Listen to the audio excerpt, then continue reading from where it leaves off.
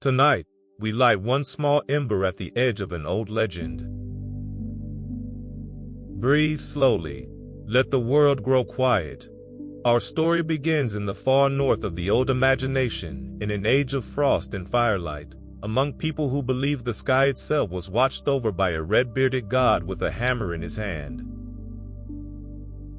Before Thor became a memory, before he became only a name we give to one day of the week, there was one long age when even the gods could feel the cold pressing in at the edges of the world, and were glad, on stormy nights, of the thunder that meant someone was still keeping watch.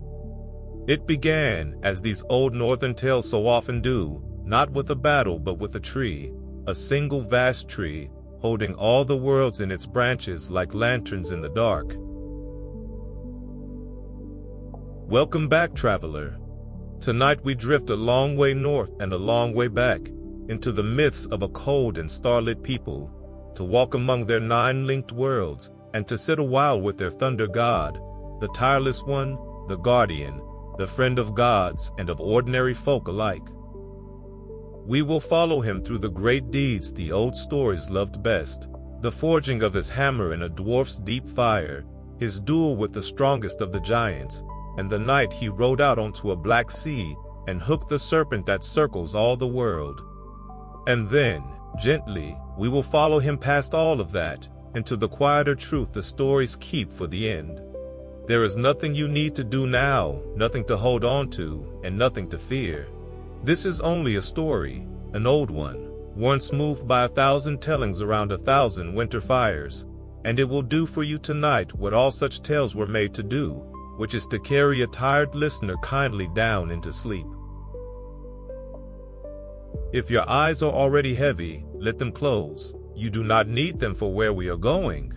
The pictures will come on their own softly behind your eyes, and if they blur and drift and dissolve into one another, that is not a failure, that is exactly the point. There is nothing in tonight's telling you will be asked to remember.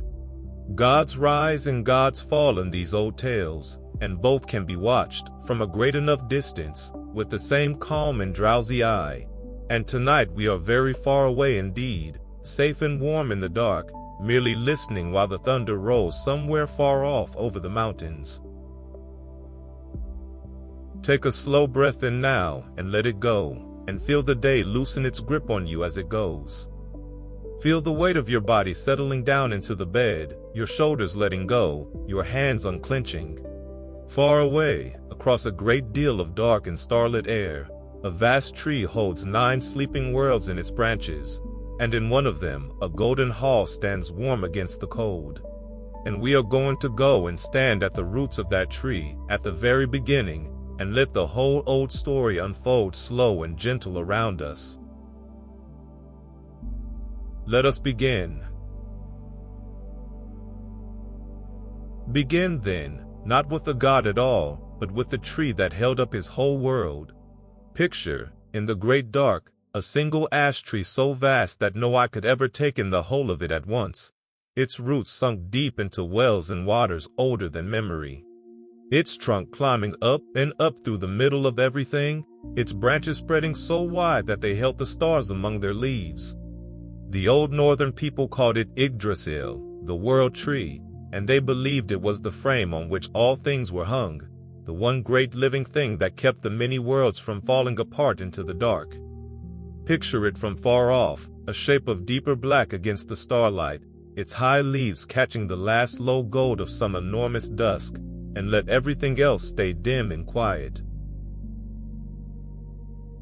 There is a deep and steadying comfort in beginning with the tree, and it is worth resting on before the thunder comes.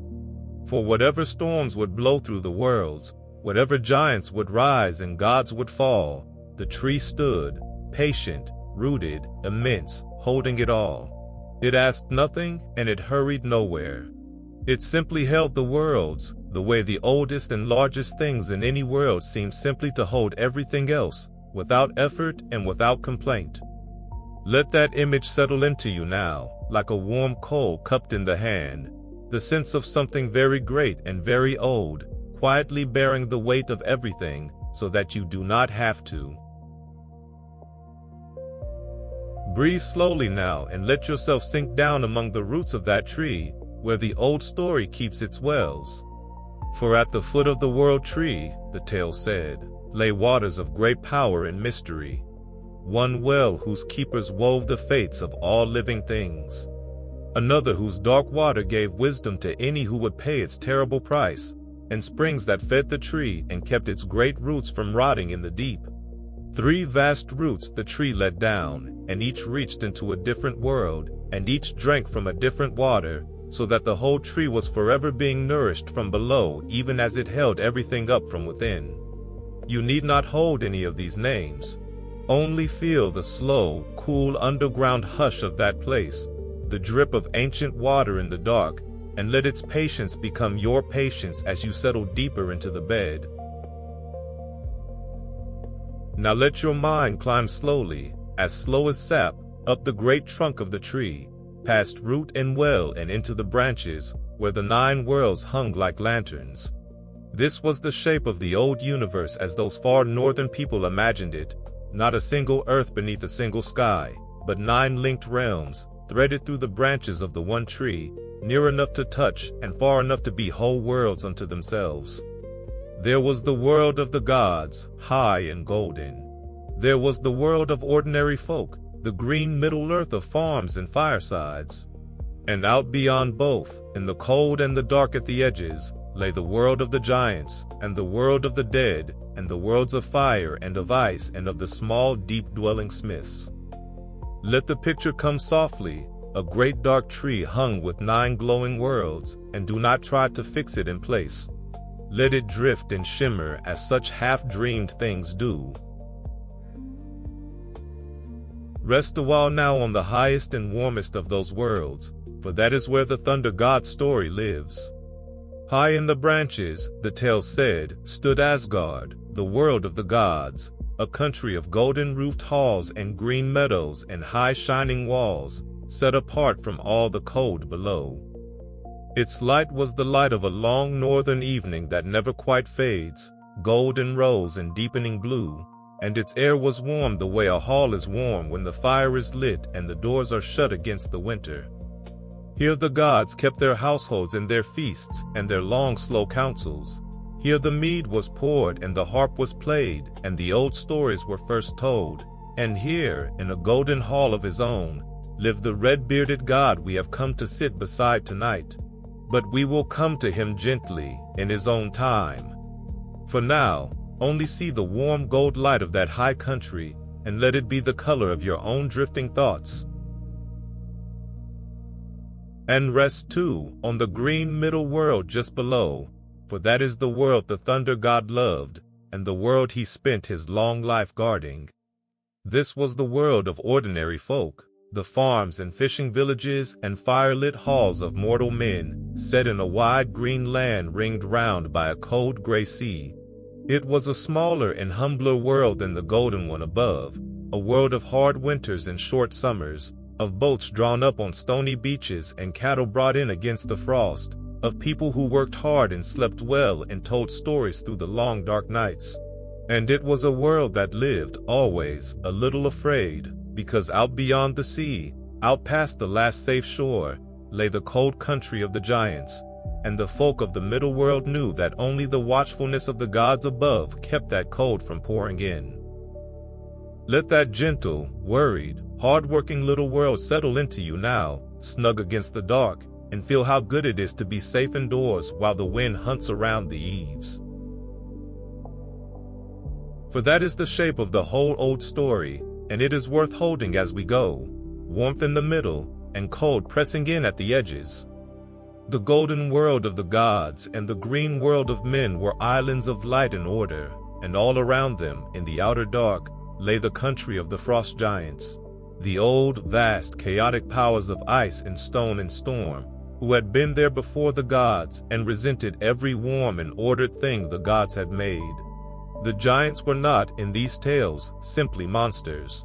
They were the wildness at the edge of the world, the winter that wants to come indoors, the sea that wants to take the land, the old cold that presses forever against every lit window. And the whole work of the gods, generation upon generation, was to hold that cold at bay, to keep the giants out, to keep the worlds warm, to keep the great tree standing. Let that vast, slow struggle wash over you now like a tide, nothing to grasp, only the deep, patient work of a world keeping itself alive. And between the warm worlds and the cold ones ran a bridge, and it is a lovely thing to picture as you drift.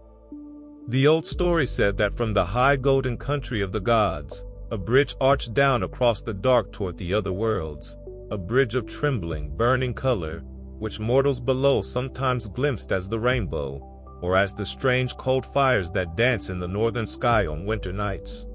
A watchman stood guard at the top of that bridge, a god who needed less sleep than a bird and could see 100 miles by night, and who kept, close at hand, a great horn that he would one day sound to wake all the worlds. But that sounding was far, far off, at the very end of things, and we will not hurry toward it. For now, only see the burning colors of that bridge arching down through the dark, joining the warm worlds to the cold, and let its slow shimmer soothe you. There is a great and gentle patience in a world imagined this way, a world held up by a tree and watched over from a golden hall, and it is a good thing to rest in for a while before the story quickens. No frost had yet come indoors on this quiet evening we are visiting. No giant had yet stormed the high walls. The gods kept their feasts, the mortals kept their fires, the watchman kept his bridge, and the great tree held everything in its branches, and all was, for this one held breath of a moment, warm and whole and safe. Feel how good that wholeness is, how restful, a whole universe, for just this moment, at peace, and let it hold you as the dark comes gently down. Feel your own breath, slow and easy, moving in the warm dark like the slow breathing of the tree itself. There is nothing in all those 9 hung worlds that asks anything of you tonight. You are not the watchman on the bridge, you need not keep any horn to hand. You are only a traveler come to listen, safe among the roots of the great tree, while the golden hall glows far above and the green world sleeps below and the cold stays, for now, where cold belongs, out in the dark, held back, kept off, by powers that ask nothing of you, but that you rest. And somewhere in that high golden country, in a hall roofed with beaten gold, a red-bearded god is sleeping too, his great hammer within reach of his hand even in sleep, his goats drowsing in their stalls, his household quiet around him. He does not yet know on this peaceful evening all that his long life will ask of him, the fire and the forging, the giants and the serpent, the doom that waits at the very end of the tale, and neither need you know it yet. For the night is long, and we will get there gently, in our own slow time. So let the great tree stand quiet in the starlight, its 9 worlds glowing softly in its branches. Let the golden hall glow, and the green world sleep, and the burning bridge shimmer down through the dark. Let the thunder god drowse in his golden hall with his hammer near his hand. And let yourself sink down among the old roots and the old waters, slow and warm and safe, while the story waits, quiet as a coal in the ash, for us to climb back up into it. There is a long and gentle way still to travel tonight, and a kinder truth waiting at the end of it than all the thunder in the middle, and there is nothing along the way that can reach you at all. Rest now. Now let us go up at last into the golden country, and meet the god himself, not in the middle of some great deed, but at rest, at home, in the warm and ordinary evening of his own hall. For before Thor was the thunder that split the sky, before he was the terror of the giants, he was simply a member of a household, one god among many in the high golden world, and it is good to know him first that way, plainly, before the storms begin. Picture a great hall roofed with beaten gold, its long fire burning low and red, its rafters lost in warm shadow, and somewhere along its benches a broad, red-bearded figure sitting quiet with a cup in his hand, and let that be where we begin. He was the son, the old story said, of two great powers, of Odin, the All-Father, the one-eyed god of wisdom and of ravens, and of the long deep secrets of the worlds, and of Jord, who was the earth herself, the green and living ground of the middle world. And there is something worth resting on in that parentage, drowsy as you are, for it tells you what kind of god he was. From his father he had the high birth of the golden country, but from his mother he had the earth, its steadiness, its plainness, its patient strength, its nearness to the ordinary green world of growing things and living folk. He was, you might say, the most down-to-earth of all the gods, the one with soil in his blood, and that is exactly why the common people of the middle world loved him best of all. Let that warm, grounded, earthy strength settle into you now, and let it steady your own slow breathing. For he was not the cleverest of the gods, and the old stories never pretended otherwise, and there is a great kindness in that. His father Odin was the deep one, the schemer, the seeker of hidden knowledge, and there were others in that golden country far quicker of tongue and craftier of mind. Thor was none of these. He was strong, and he was brave, and he was honest to a fault, and when a problem could be solved by wit, he was often the last to see how. But when the dark came and the cold pressed in, and something vast and terrible had to be faced and could not be talked around, it was Thor the others called for, every time. He was the one you sent for when talking was done. There is a deep comfort in a strength like that, plain and reliable and without cunning, and you may let it comfort you now, the way a strong and simple friend comforts you, asking nothing, simply being there in the dark. Picture his hall now, for it is a warm place to rest your drifting mind.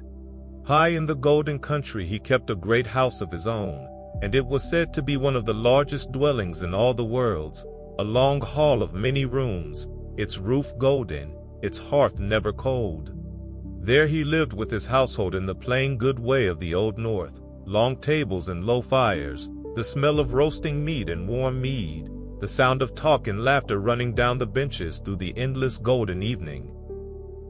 It was not a subtle place, his hall.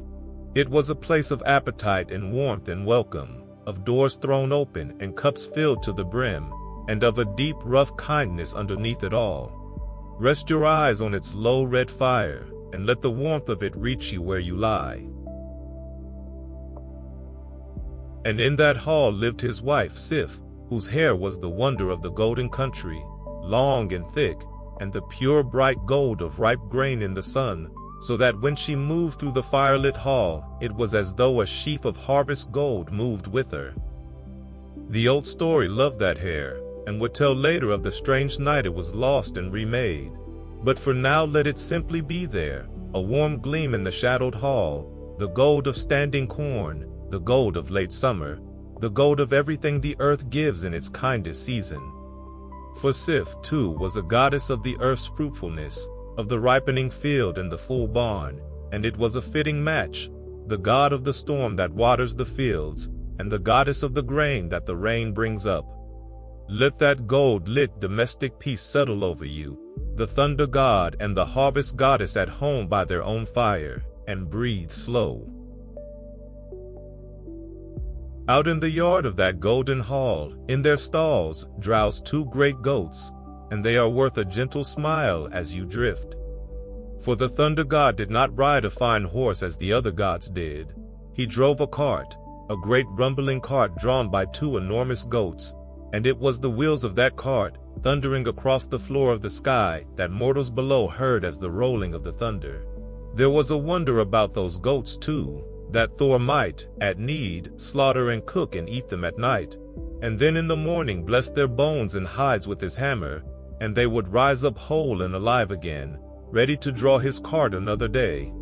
It is a strange, homely, marvelous image, and a restful one, a god whose very supper renews itself, whose need never quite uses anything up. Let it drift through your mind in a way. But the heart of him, the thing that made him who he was not the hall or the wife or the goats. It was the hammer. Though we have not yet come to its making, And we will, very soon, you should know, resting here, what the hammer meant. It was called Mjolnir, and it was the single greatest weapon in all the 9 worlds, and it was the one thing above all others that the giants of the cold outer dark truly feared. When Thor held that hammer, the frost could be turned back, the giants could be met and beaten, the warm worlds could be kept warm. The hammer was, in the end, the whole reason the household in the Golden Hall could sleep safe, and the whole reason the green world below could sleep safe too. It was not a thing of pride. It was a thing of protection, a tool, more than a weapon, for the endless work of keeping the cold out. Let that settle. The greatest weapon in the worlds, held not for conquest, but for guarding. For that was his life's whole work, and it is the quiet truth under all the loud deeds we are about to visit. Again and again, through age upon age, when the giants gathered in the outer dark, when the frost crept toward the walls, when some vast old cold thing stirred and threatened the warm ordered worlds, it was Thor who rose and took up the hammer and went out to meet it, to the east, always to the east, into the giant lands, to do the hard and thankless work of holding the line. He did not do it for glory, though glory came. He did it because it needed doing, and because he was the one who could, and because below him lay a green world full of ordinary folk by their fires, who would never know his name, but whose sleep depended, all the same, on his going out into the dark. There is something in that worth carrying gently into sleep, the guardian who goes out so the rest may stay in. And the ordinary folk did know him, in their way, and loved him best of all the gods for it, and that too was a warm thing to rest beside. It was the thunder god the farmer thanked when the rain came to the thirsty field, for his storms were the storms that made things grow. It was his name the common people called on when they raised a house, or blessed a marriage, or laid a newborn child in the light, for his hammer was held to hallow and to bless as surely as it could smite. Little hammers of iron and silver they wore about their necks, out in the green world, small tokens of the Great One far above, worn not in fear, but in a kind of homely trust, the trust that the strong, plain, red-bearded god was near, and watching, and would not let the cold have them. Of all the high golden powers, he was the one who felt like theirs, the working folk's own god, near to the soil and the season and the ordinary day. Let that gentle nearness settle into you now, not a distant and terrible power, but a friend of the fireside, worn close to the heart. So let us leave him here, for this one chapter, at peace before the labors begin. The red-bearded god at rest in his golden hall, the low fire burning, the harvest gold of his wife's hair gleaming in the shadow, the great goats drowsing in the yard, the hammer within reach of his hand. He does not look in this warm hour like the terror of the giants. He looks like what he also was, a plain, strong, kindly householder at the end of a long day, glad of his fire and his cup and his quiet, gathering his strength for whatever the dark would next ask of him. And there is no better image to rest beside as you drift. Feel your own breath, slow and warm, in time with the low breathing of that golden hall. Let the fire burn down to embers. Let the goats drowse. Let the harvest gold hair gleam and dim as the lamps are lowered one by one. There is nothing this god asks of you tonight. He keeps his own watch, and it does not need you. You are only a guest at the far end of his warm hall, wrapped in the good drowsiness that comes of being safe and welcome in a strong house on a cold night. While the one who guards the house sits quiet by the fire, and the dark outside is held, for now, well and truly at bay. Rest now, in the golden hall, in the last of the quiet. For soon enough the story quickens, soon we go down into a deep place of stone and fire, to watch the greatest of all weapons come ringing off a dwarf's anvil. But that is the next part of the tale, and there is no need to hurry toward it.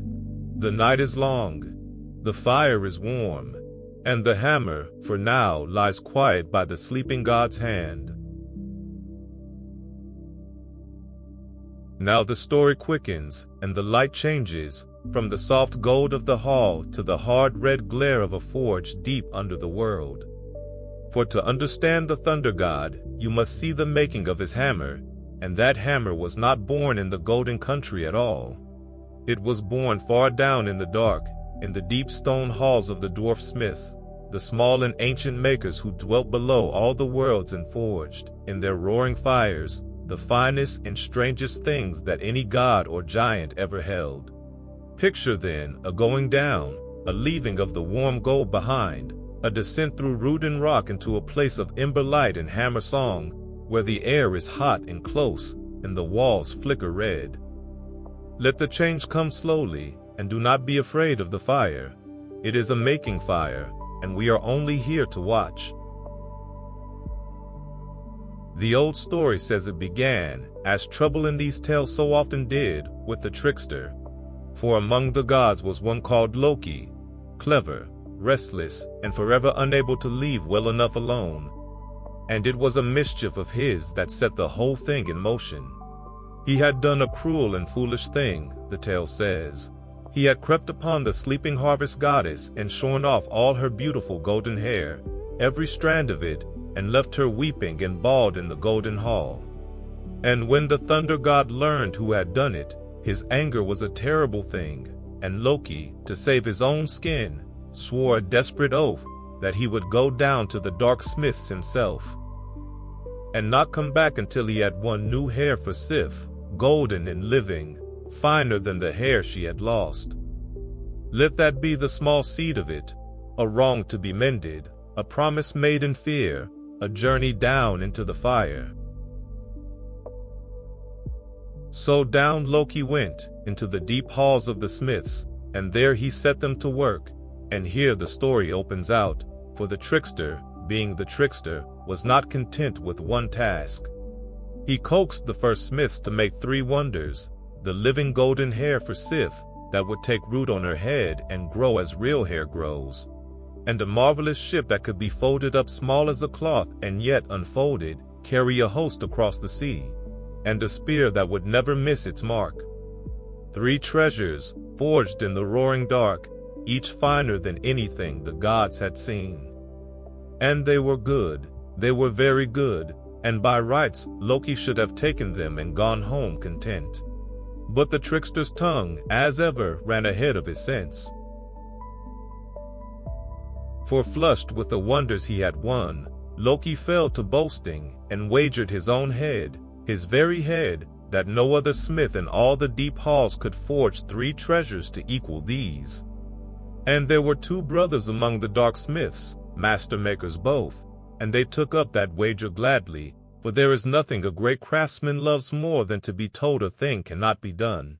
One brother would work the bellows in the fire, the other would shape the metal at the anvil, and between them they would make 3 treasures to shame the trickster and win his boastful head. Feel the tension gather now, low and hot, like the air before a storm. The wager laid, the fire banked high, the great work about to begin. But feel it from far off, safe in your bed, as you might watch lightning on a distant hill. Now Loki, who had wagered his head, grew afraid, for these 2 brothers were smiths of terrible skill, and if their work matched the first 3 wonders, he would lose. And so, being what he was, he set out to spoil their labor. He changed himself into a fly, small and stinging, and while the one brother worked the bellows, for everything, the smiths knew, depended on the fire never once faltering, the bellows never once stopping, the fly settled and bit, again and again, trying to break the rhythm of the work.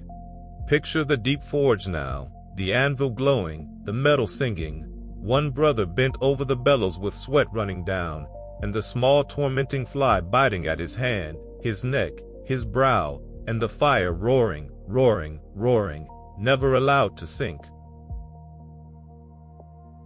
Twice the fly bit hard, and twice the brother at the bellows bore it, gritting his teeth and pumping steadily on, though the blood ran, because he knew what a faltering fire would cost.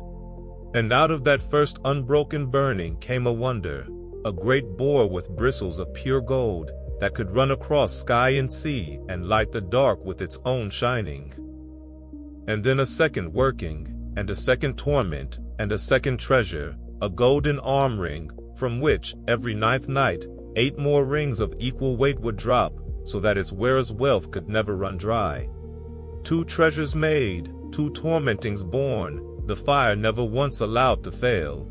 And now the third and greatest working began, and the fly grew desperate. For the 3rd time, the master brother laid iron in the heart of the fire, and told the other, "Whatever happens, do not stop the bellows, for this will be the finest thing we have ever made, and it will be ruined if the fire so much as dips." And this time the fly did not settle on the hand or the neck. It settled between the brother's eyes, on the tender lid, and bit down with all its cruel strength, so that the blood ran down into his eye and blinded him. And for one instant, one single instant, the brother let go of the bellows to wipe the blood away. Only for an instant, but in the deep craft of the smiths, an instant is enough. The fire dipped, just once, just barely, and it was into that one faltering that the flaw was forged. And so the 3rd treasure came out of the fire, not quite perfect. It was a hammer, a great short-handled hammer of gray iron, heavy beyond the lifting of almost any hand, and it was, for all the flaw, the mightiest thing ever made in all the 9 worlds. But its handle was too short. That one dipping of the fire, that one instant's blinding, had left the haft stunted, so that a great hand could barely close around it. The smiths looked at it, and knew it for the wonder it was, and knew too that the trickster's fly had stolen from it the one thing that would have made it flawless. The most powerful weapon in creation, and it carried, forever, a small crookedness at its heart, the mark of the fire that had faltered once. There is something strangely comforting in that, drowsy as you are, that even the greatest thing was not made perfect, and was no less great for it. The hammer was called Mjolnir, and its powers were beyond any other weapons. Hurled, it would never miss its mark however far, and once thrown, it would return of itself to the hand that cast it, like a bird coming home. It could be swung to shatter stone and mountain, or made small enough to hide inside a coat. And above all, it was the bane of the giants, the one thing in all the worlds that the great cold powers of the outer dark could not stand against, the tool by which the frost would be turned back at the walls of the world, over and over, age upon age. Into the short-handled, fire-flawed hammer went all the safety of the warm worlds. Let that sink slowly through your drifting mind. The greatest guardian tool ever forged, born flawed in the dark, out of a mischief and a wager. When the treasures were carried up at last into the golden country and laid before the gods, the story says they judged the hammer the greatest gift of all, precisely because it was the thing that would keep every other good thing safe. The golden hair took root on Sif's head and grew and shone as before. The ship and the spear and the boar and the ring were wonders every one. But the hammer they set in the thunder god's hand, and in that moment the household in the golden hall, and the green world below, and all the warm ordered worlds hung in the branches of the great tree, became safer than they had ever been. The guardian had been given the thing that would let him guard. Feel how right that is, and let it steady you. As for the wager, and Loki's boasted head, that was settled in the crooked, half-comic way such things are settled in these old tales, with the trickster wriggling out of the worst of it by a hair, as he always somehow did, and the deep smiths going back down into their fire only half satisfied. We need not follow all its turnings tonight. It is enough to know that the head stayed, more or less, on the trickster's shoulders, and that the hammer stayed on the thunder god's belt, and that the two of them, the clever one and the strong one, would go on together into many a tale to come.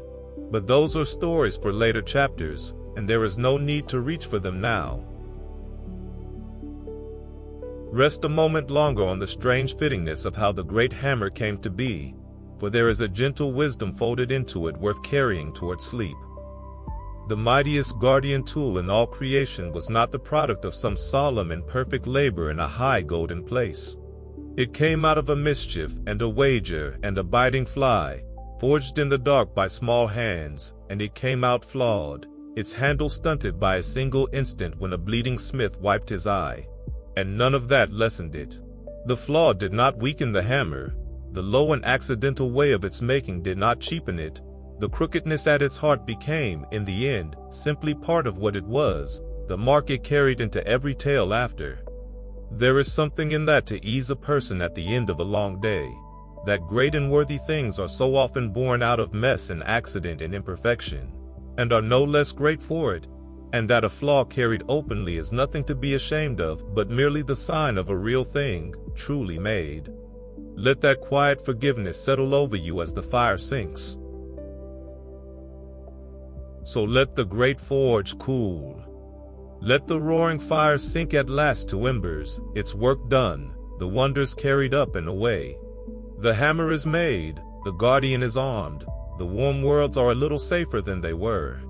And you, safe in your own warm dark, need carry none of it, not the wager, not the fire, not the biting fly, not the weight of the gray iron. Let the deep halls go quiet behind us as we climb back up toward the gold and the green. Feel your breath slow and easy, your body heavy and warm, the day's cares cooling like iron off the anvil. The story has been given its great tool, and the night has a long gentle way yet to run, and there is nothing in all that fire that can reach you where you lie. Rest now.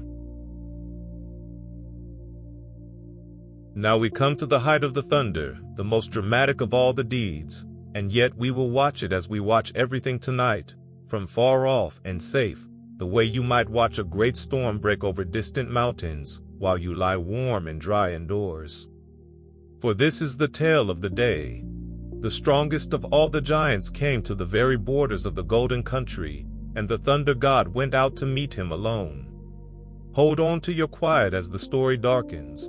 The drama will rise, and then it will pass, and we will come out the other side of it into stillness. Let the golden light dim now toward the gray and storm-lit, and let us go to the edge of the worlds. His name was Hrungnir, and he was reckoned the mightiest of all the frost giants, a giant even among giants, with a heart of hard stone and a head of stone and a great stone shield, who could match strength with almost anything in the 9 worlds.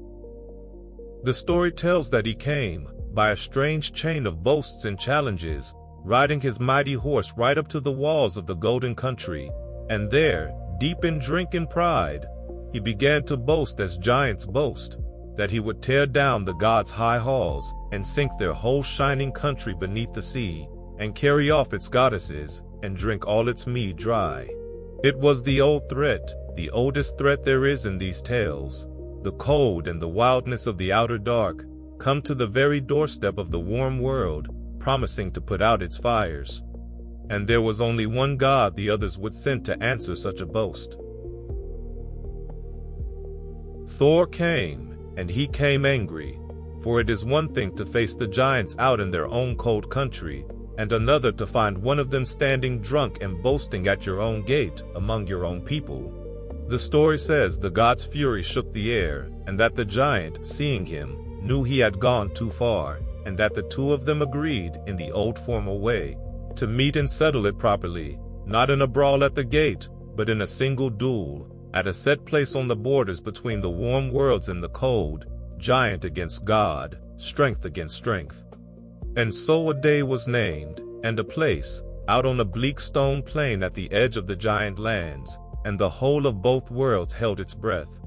Feel the gathering hush of it, the way the air goes still and heavy before the first far rumble of thunder. Now the giants, watching their champion go out to face the god, were seized by a great fear, for they knew what the hammer could do, and they knew that if Hrungnir fell, the strongest of them all was gone, and nothing after him could stand. So they did a strange and desperate thing.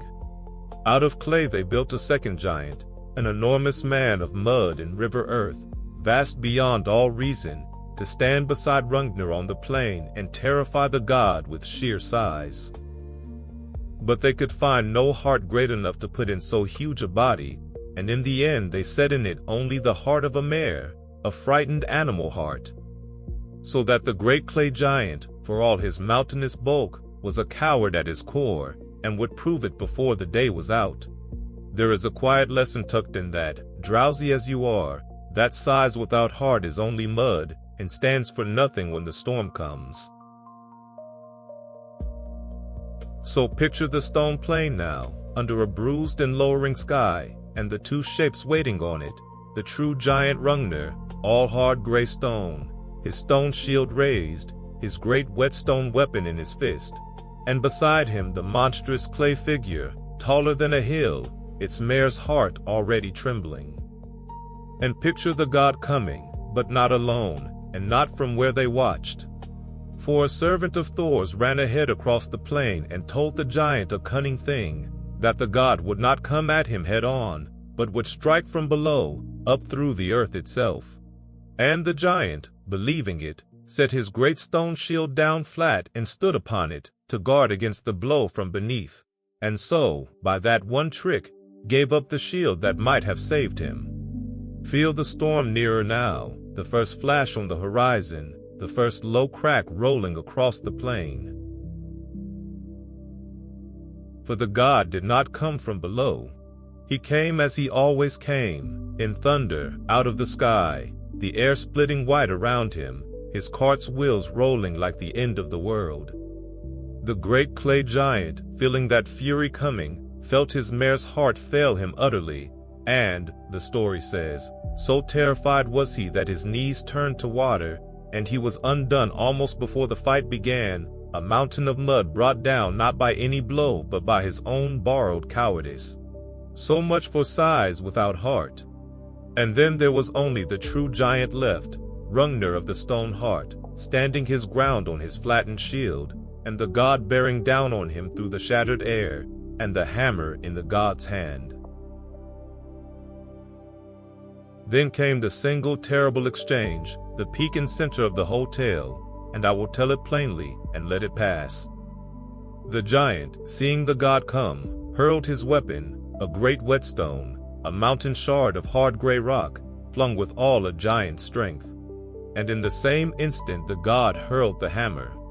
And the two met in the air between them, stone against iron, with a crash that the old story says was heard through all the 9 worlds at once, a sound like the very sky breaking. The whetstone shattered against the flying hammer and burst into 1,000 pieces, and those pieces, the tale says, fell down into all the worlds and became the flint and the whetstone rock that lies scattered in the earth to this day. But one shard of it, one splinter, flew true and struck the god full in the brow, and lodged there in the bone of his head, and down he went, the thunder god himself, fell to one knee upon the stone plain. But the hammer had not stopped. Nothing turned the hammer from its mark. On it flew, through the burst cloud of shattered stone, and struck the giant Hrungnir full upon his head of stone, and shattered it as the whetstone had shattered.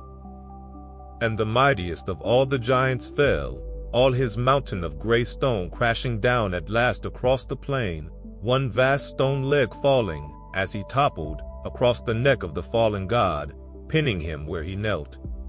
And so for a strange moment both lay down together on that bleak plain, the god half crushed beneath the dead giant's leg, the giant slain, the sky above them slowly clearing.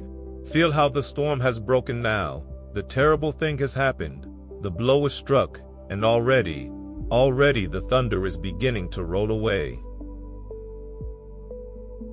They could not lift the giant's leg off the god at first, not the strongest of the other gods could shift it, until at last it was a very young one, barely more than a child, who came and lifted the great stone limb away and freed his father, so that even in the aftermath of the mightiest duel there was a small tenderness, a son lifting a weight off a father. But the shard of whetstone stayed. It had lodged too deep in the bone of the god's brow to be drawn out, and though wise ones were called and spells were sung over it, it would not come free. And in the end, the thunder god simply rose and went on with the stone still in his head, carrying that small ache forever after as the price of the day. There is something very human in that, and very restful to rest beside, the guardian who wins and yet carries away a wound that never quite heals, and shoulders it and goes on. For that is the truth that sits beneath all the thunder of this chapter, and it is a gentle one to carry toward sleep. The god won, the strongest giant fell, the warm worlds were safe again, the boast at the gate answered, the cold turned back once more. But it cost him. Even the greatest of guardians did not come through untouched. Even he bore his scar and his lodged splinter of stone, and asked no pity for it, and simply took up his work again. The victory and the wound came together, as they so often do, and he carried both, and the sky cleared, and the golden country slept safe another age because of what he had borne out on that lonely plain. Rest a little longer on that lodged shard of stone, for it is one of the small strange details the old tellers loved, and it repays a slow and drowsy dwelling. They might have let their hero come away clean, unmarked, wholly triumphant, as heroes in lesser tales so often do. Instead, they left the splinter in his brow, unbudging, a permanent small ache carried under the red hair for the rest of his long life, and by leaving it there, they made him truer and dearer than any spotless victor could ever be. For it is the wounds that do not fully heal, carried without complaint, that mark the ones who truly guard a thing, the quiet ache in the shoulder that has borne the heavy end too many times, the old hurt that flares in cold weather and is simply lived with. The god took his stone and said nothing and went back to work, and there is a plain, deep dignity in that which needs no thunder at all to be felt. Let it settle into you, warm and forgiving, as the storm rolls off, that to be scarred and to carry on is not a lessening, but a kind of quiet honor. So let the storm roll away now, all the way to the edge of hearing. Let the stone plain empty and go quiet, the dead giant a gray hill under the clearing sky, the god risen and gone home with a small ache in his brow. The loudest part of our whole story is behind us now. From here the thunder softens, chapter by chapter, toward stillness and sleep. Feel your own body, unhurt and warm and heavy in the dark, and let the tension of the tale drain away like the last far grumble of thunder over the mountains. You bore none of that blow. You carry no shard of stone. There is nothing left on that plain that can reach you at all. Rest now, and let the sky clear over you as it cleared over the god. For the next part of the tale takes us out onto the water, on a still and fearful night, to the very edge of the deep. But that is the next chapter, and there is no need to hurry toward it. The storm is spent. The giant is fallen. The guardian is going home, tired and scarred and safe, under a sky washing slowly clean of cloud, with the first stars coming out, and so, gently are we. Now we come to the strangest and quietest terrible of all the thunder god's deeds, the night he went out onto the Black Sea and fished for the serpent that circles all the world. It is a tale of deep water and a single line and a thing so vast that to see it whole is to see the edge of everything. And yet we will hold it, as we have held all the rest, at a great and drowsy distance, the way you might watch a far light moving on a dark sea from a warm window high above. Let the stone plain fall away behind us, and let us go down to a cold shore at evening, where a boat waits, and the water is very still and very deep. First you must know what lay in the deep, for it is the heart of the fear. When the worlds were made and the great enemies of the gods were scattered, one of the most terrible of them, a serpent, a child of the trickster, grown monstrous, was cast down into the sea that surrounds the middle world. And there it had grown, and grown, and grown, until it was so vast that it circled the entire world, lying coiled around the whole of the middle earth beneath the waves, with its own tail held in its own mouth, a living ring of darkness enclosing everything. The old people called it the World Serpent, and they believed it lay down there in the black deep, always, all the way around the edge of everything, and that only at the very end of the world would it ever rise. It was, of all the giants' kin, the one the thunder god was most fated to face. Feel the vastness of it settle over the dark water, not with terror from where you lie, but with a great slow awe, the awe of something too large to fear properly at all. The story tells that the god went, in disguise and half in secret, to the hall of a certain sea giant named Hymir, who kept a boat and was known to row far out to fish the deep waters. And Thor, restless as ever for a reckoning with the great enemies of the world, meant to go out with him, farther out than the giant had ever dared, and to fish for the serpent itself. The giant did not know his guest's true nature at first, and grumbled and doubted, as giants do. But the god's strength soon showed itself, and in the end the two of them carried the boat down to the cold shore at evening, and set out together across the darkening water, one at each oar. Picture the shore falling away behind them, the last light going off the water, the two dark figures pulling steadily out toward the deep, and the great hush of open water closing round them. They rowed, and the land sank from sight, and still the god said, "Row on." The giant grew afraid, for they had come already far past his usual fishing grounds, out over water so deep that no line had ever touched its floor, and he knew, as all his kind knew, what lay coiled down there in the dark. He begged to turn back, but the thunder god only pulled harder at his oar, driving the little boat farther and farther out over the black immensity, until they hung at last above the very deepest deep, a single small shape of wood on an endless plain of dark water under a clouded moon. Feel how small the boat is now, how vast and quiet the sea, how far from every safe shore, and yet feel too how safe you are, watching it all from your warm dark, a whole world away. Now the god baited his hook, and the bait was a fearsome thing, for he had taken the head of a great ox, a whole ox head. And this he fixed upon a hook and chain forged strong enough to hold a monster, and lowered it down, down, down into the black water, letting the chain run out and out into the deep.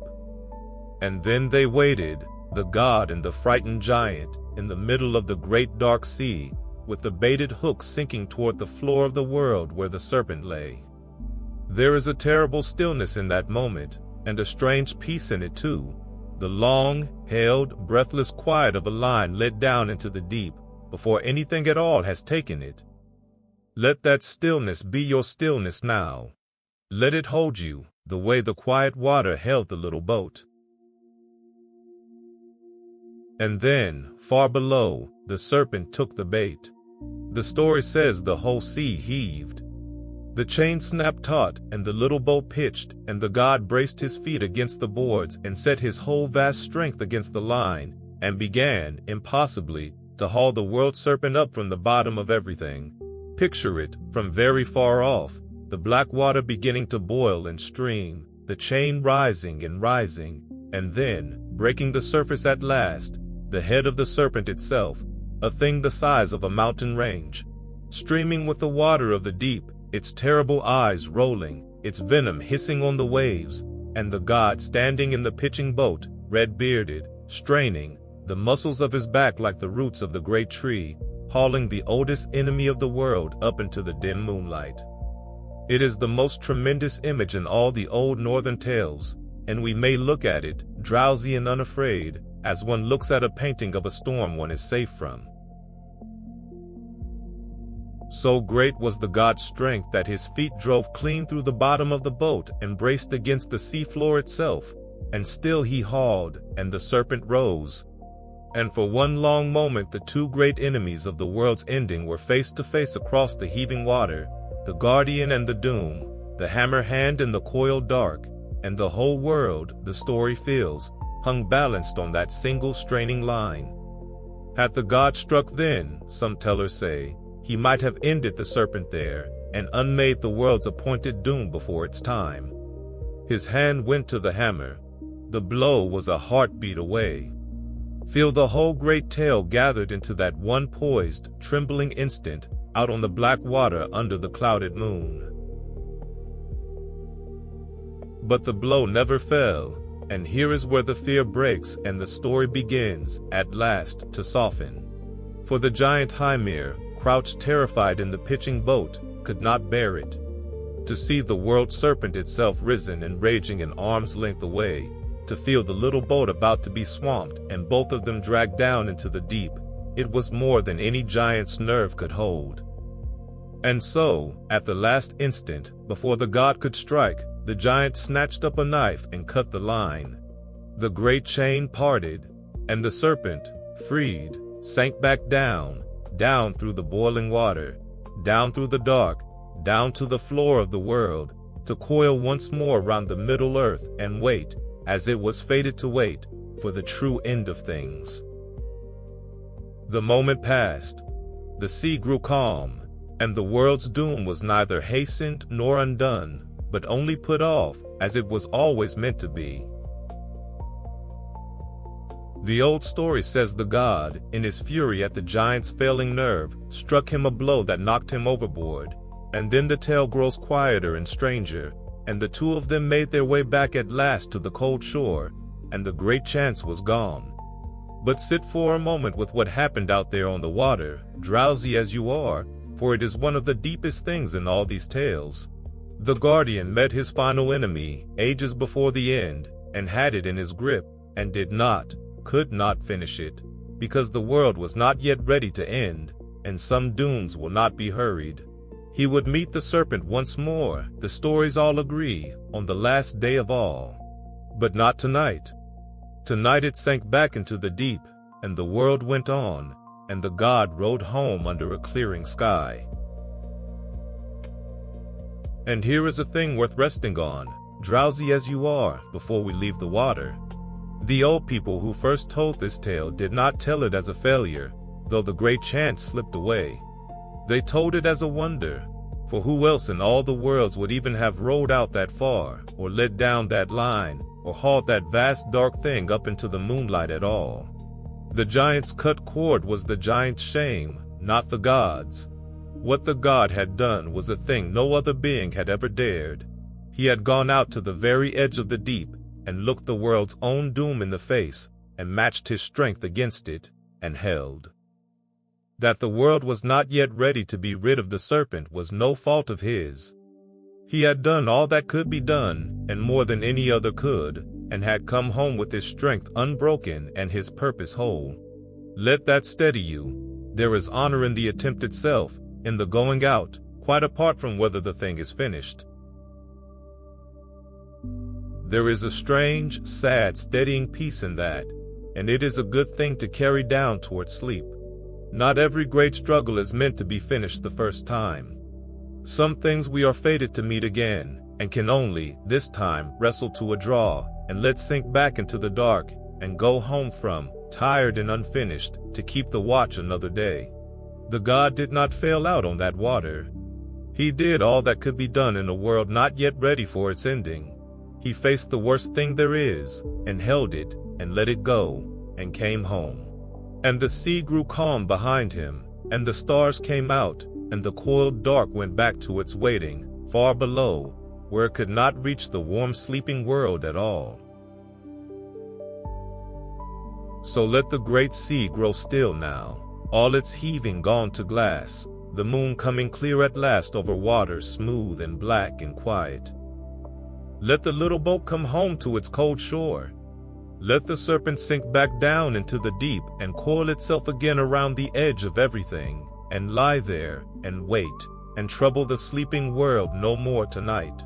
You are far above all of it, warm and dry and safe, watching the last ripples fade from a great dark sea that cannot touch you. The most fearful of all the deeds is done, and behind us now. From here the whole story softens toward stillness. Feel your breath go slow and deep as the calming water, and rest. There is a long, gentle way still to travel, and nothing in all that black deep can reach you where you lie. Now the story turns, and the turning is a gentle one, from the thunder of open force towards something quieter and wiser, and a little rueful, and even in its way, a little funny. For this is the tale of the time the Thunder God and his companions came to the vast hall of a giant king, and were set 3 tasks that looked simple, and failed every one of them, and learned only afterward that they had been contending, all along, against far greater things than they knew. It is a strange, dreamlike chapter, full of illusions, and it is a fitting one to loosen your grip on as you drift, for its whole lesson is that the world is larger and stranger than even a god can see. Let the stormlight fade now to the dim, cool half-dark of a giant's hall, and let us go in. The god had gone east again, as he always went east, into the giant lands, with a few companions and the trickster among them. And after long roads and stranger nights, they came at last to a hall so enormous that they could scarcely see its roof, the dwelling of a giant king, whose name the story gives as Loki.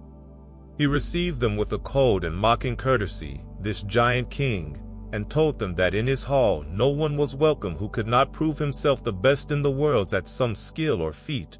And so, one by one, the travelers were set their contests. And each contest looked winnable, and each was lost, in ways that baffled them entirely. Feel the dim strangeness of the place, the flickering torchlight, the giants watching from the shadows, the sense of a dream in which the rules keep quietly shifting. The trickster went first, and wagered he could eat faster than any there, and was set against one of the giant king's men at a long trough of meat. And though Loki ate as fast as any creature ever ate, gnawing the meat clean to the bone, his opponent ate the meat, and the bones, and the very trough beneath it, and so won. A young companion ran a foot race against a slight small figure, and though the boy was the swiftest of runners, the small figure flickered to the end of the course and back before the boy was halfway, and so won. Strange defeats, impossible defeats, and no one could understand them. And then it was the Thunder God's turn, and the tasks he was set are the heart of this tale, and each was more than it seemed. First they brought him a drinking horn, and the giant king said, with a thin smile, that his men counted it no great feat to drain such a horn in one draw, a middling drinker in 2, and that surely so mighty a guest would empty it easily. And the god set it to his lips and drank, a long, deep, mighty draught, the kind of draught that should have drained a well, and lowered the horn, and found the level in it had barely dropped. Astonished, he drank again, harder, longer, until his breath failed him, and still the horn was scarcely lower. A third time he drank with all his strength, until he could drink no more, and the level had sunk only a little. He could not empty it, the mightiest drinker in the worlds, and he could not drain a single horn, and the giants laughed softly in the shadows, and he did not understand. Then the giant king said, still smiling, that perhaps drinking was not the god's strength, and said him something a child might do, to lift a cat from the floor, only a gray house cat that lay curled by the hearth.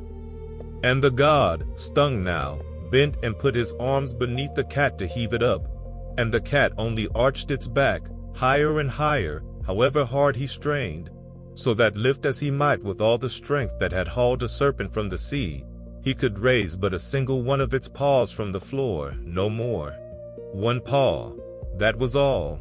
And again the giants laughed in the dim hall, and again the god stood baffled and ashamed, for he could not so much as lift a cat, and could not for his life see why. And then, in his anger, he called for someone, anyone to wrestle him, and the giant king said that no one there would think it worth their while to wrestle so poor a contender, but that he might, if he liked, try a fall with the giant king's old foster mother, a bent and withered crone who came shuffling into the hall on a stick. And the god, though it shamed him to grapple with an old woman, laid hold of her, and found he could not move her at all. The harder he wrestled, the firmer she stood, and slowly, terribly, she began to bend him instead, this frail old creature, until she had forced the thunder god himself down onto one knee. And there the giant king called a halt, and said mildly that the god had contended enough, and the strange dim night came to its end, and the travelers were given beds, and slept, still baffled, in the giant's vast and shadowy hall. It was only in the morning, as the god and his companions were leaving, that the giant king walked a little way with them and told them the truth. And the truth is the whole meaning of the tale. Every contest, he said, had been an illusion, and against each of them he had set not what it seemed but something no one could ever beat. The horn the god could not drain had its far end down in the open sea, so that to empty it he would have had to drink the ocean dry, and indeed, the giant king said, his 3 great draughts had drawn the very tides down so far that men would marvel at the low water ever after. The cat he could not lift was no cat at all, but the World Serpent itself, that lies coiled round the whole of the middle earth, and to have lifted even one paw, to have hauled even one coil of that vast dark thing up from the deep, had frightened the giants half out of their wits. And the old crone he could not throw, the frail bent woman who had forced him to his knee. She was old age itself, the giant king said, and there has never been anyone, and there will never be anyone, whom old age does not bring down in the end, however mighty, and that the god had wrestled her to a single knee, and no further was a wonder past all telling, a thing no other being had ever done. So it was that the god learned he had not been shamed at all, but had done impossible things without knowing it, had drunk down the sea, and lifted the World Serpent, and stood against age itself, and had been made to feel small only by the giant's cunning, when in truth he had never been greater. There is a deep and kindly truth folded in there, and it is a soft one to rest upon, that we are often stronger than the moment lets us feel, and that what shames us is frequently only illusion, and that even the losses that bow us to one knee may be, seen truly, a kind of victory. Sit a moment longer with the 3 great illusions, for they are among the loveliest things the old northern imagination ever made, and they repay a slow and drowsy dwelling. Think what it means that the horn ran down into the sea, that the god, feeling only that he was drinking from a cup, was in truth drawing down the very tides of the world, so that the drink he could not finish was the whole ocean, and his failure was a labor beyond any measure of success.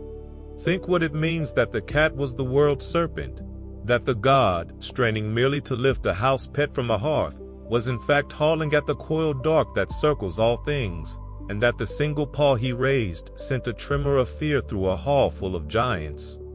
And think, most of all, what it means that the old crone was old age, that the one contest no strength has ever won, or ever will, was set before him as a frail bent woman with a stick, and that he wrestled her to a knee and no lower, which no other creature that ever lived had done.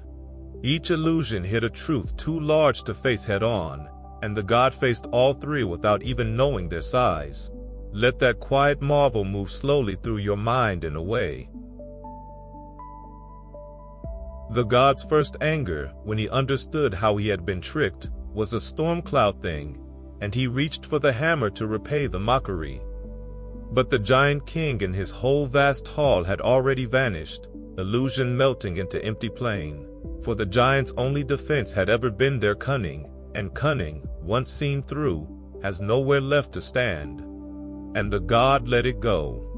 He turned his face west again, toward home, carrying not a victory he could boast of, but something quieter and perhaps more valuable, the knowledge of how large the world truly was, how strange its powers, how much even a god could be deceived by, and how much, all the same, he had proved himself against without ever knowing it. Let that settle gently through you now, drowsy and warm, the strong one, humbled and enlarged at once, walking home wiser than he came. For that is the turning this chapter marks in our long tale, and it is why the thunder is softening now. Up to here the god's story has been one of force, the hammer forged, the giant felled, the serpent hauled from the deep. But here force meets its limit and its teacher. Here even the strongest learns that the world holds things no strength can throw, that the sea cannot be drunk, and old age cannot be wrestled down, and some powers can only be met with respect. And the god does not rage against that lesson. In the end, he receives it. He walks home with it. And a strength that has learned its own limits is a deeper and a gentler strength than one that has not, closer, you might say, to wisdom, and closer to peace. So let the giant's hall dissolve now, as it dissolved for the god, illusion fading back into empty plain and open sky. Let the horn and the cat and the old crone go with it, all the strange dream contests melting away, leaving only the quiet morning and the long road home. There is nothing here that can trouble your rest. It was all illusion, every bit of it, and illusions cannot reach you at all. Feel the tension of the tale unwinding further, the story turning its face toward home and toward stillness, the thunder now only a soft far murmur behind the hills. Rest in the strange kind lesson of it, and breathe slow, for the way from here runs downhill and gentle, all the way to sleep. Now comes a tale that is almost all gentleness and even laughter, and it is a good one to drift on, for the danger in it is real but the telling is fond, and it ends not with a battle, but with a homecoming. This is the story of the time the great hammer itself was stolen away, and how the thunder god, the terror of the giants, the strongest thing in all the worlds, had to win it back not by force at all, but by putting on a bridal veil and going, disguised and glowering, to a giant's wedding. It is the old tales laughing kindly at their own hero, and there is nothing more restful than a story that loves its hero enough to smile at him. Let the last of the storm light go now, and let a softer, warmer, half-amused light come up in its place. It began with a waking to loss. One morning the thunder god reached for his hammer where it always lay, close by his hand, and it was not there. He groped, and rose, and searched, and it was gone. The one thing that kept the warm world safe, the bane of the giants, simply vanished in the night. And a cold fear went through all the golden country at the news, for they all knew what it meant, that without the hammer, the walls of the world stood open, and the giants of the outer dark might come pouring in at last. The strong god, for once, was helpless and frightened, and did not know what to do. And there is something tender in seeing even him at a loss, reaching for the tool that was not there. It was soon learned who had taken it. A giant named Thrym, out in the cold lands, had crept in by some cunning and stolen the hammer away, and had hidden it deep, deep down in the earth where no god could find it. And he sent his terms up to the golden country, bold as brass. He would give the hammer back, he said, and only on one condition, that the gods send him as his bride, the fairest of all their goddesses, the goddess of love and beauty herself, to be his wife in his cold hall forever. That was his price. The most precious thing the worlds had, in exchange for the most precious thing the worlds had. And the messenger carried that demand up into the golden hall, and laid it before the gods, and they sat in dismay. The goddess herself, when they came to her with the notion that she might go and wed the giant to buy the hammer back, refused it utterly, and her refusal shook the very halls, for she was no bargaining chip to be handed off to the cold dark, and rightly she would not go. And so the gods sat in council, turning the trouble over and over, until at last the cleverest among them hit upon a plan so outrageous that at first no one could keep a straight face at it. If the giant wanted a veiled bride sent down to his hall, then a veiled bride he should have, but under the veil, not the goddess of love at all, but the thunder god himself, in a wedding gown, with the hammer's own recovery as the plan's whole aim. Feel the tale lighten here, the fear giving way to a kind of desperate mischief, the golden hall beginning, despite itself, to smile. The god, when he understood what was being proposed, was appalled. To dress in a woman's gown, to hang the bridal linen over his red beard and his great shoulders, to go mincing down to a giant's hall pretending to be a blushing bride, it was an outrage to his pride, and he said so. loudly. But the trickster, who had thought of the plan, argued him round with the one argument that could move him, that without the hammer the giants would soon hold all the worlds, and that a little foolishness now was a small price to keep the cold out. And so, grumbling like distant thunder the whole while, the mightiest god in creation was dressed as a bride, the veil drawn down over his fierce eyes, the gown settled over his broad frame. The bridal jewels hung about his neck, and the trickster dressed as his handmaid to do the talking, and the two of them set off down to the giant's hall. Let yourself smile, drowsy and fond at the picture of it, the storm god in his wedding veil, scowling under the lace, rumbling off to be married. The wedding feast in the giant's hall is the warmest and funniest scene in all the thunder god's tales, and it is a lovely thing to lie and picture as you sink toward sleep. For the giant Thrym, delighted, sat his veiled bride at the feast, and the bride ate. She ate a whole ox and 8 salmon, and all the dainties set out for the women, and drank 3 great vessels of mead, until the giant marveled aloud that he had never seen a bride with such an appetite. And the quick-tongued handmaid leaned in and whispered that the poor bride had been so wild with longing for her wedding that she had not eaten for 8 nights, and so of course was famished now. And the giant, flattered, believed it. And when he lifted the veil for a kiss and started back at the terrible fire of the bride's eyes glaring out at him, the handmaid whispered again that the bride had not slept for 8 nights either. So fierce was her longing, and that was why her eyes so burned. And again the giant believed it, and was more flattered still. And so, whisper by whisper, the disguise held, through course after course of that strange feast, the god sitting furious and silent under his veil while the trickster talked their way past every close call. Until at last the giant, brimming with joy, called for the hammer to be brought in and laid in the bride's lap, to bless and seal the marriage, as the old custom was. And that, of course, was the whole aim of the plan, and the moment the god had been waiting for through every mortifying hour. The great hammer was carried in and laid down in the veiled bride's lap, and the bride's 2 hands closed around the short flawed handle it knew so well. And under the veil, the thunder god smiled at last. Sit an easy moment with that image before the veil comes off, for it is one of the small perfect turns in all the old tales.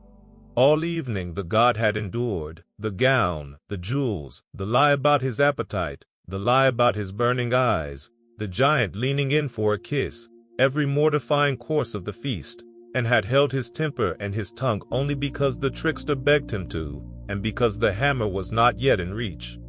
He had been patient the way the strong find it hardest to be patient, swallowing insult after insult in a giant's hall, waiting. And now, at last, the waiting was over. The thing he had crossed the cold lands in a wedding dress to reach was laid gently down across his knees by his own deceived captor, in the belief that it would seal a marriage.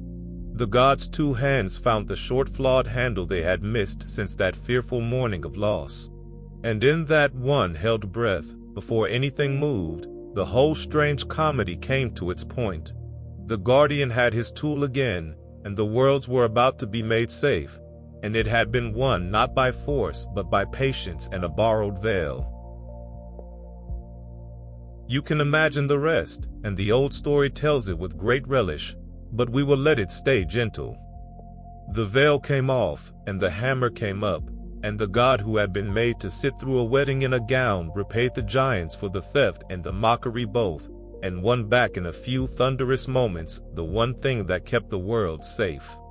The cold hall was set right, the hammer was reclaimed, and the god turned his face home again, carrying this time no wound like the shard of stone in his brow, but only the recovered hammer, and, perhaps, a rueful new understanding that pride is a small thing to set against the safety of the world.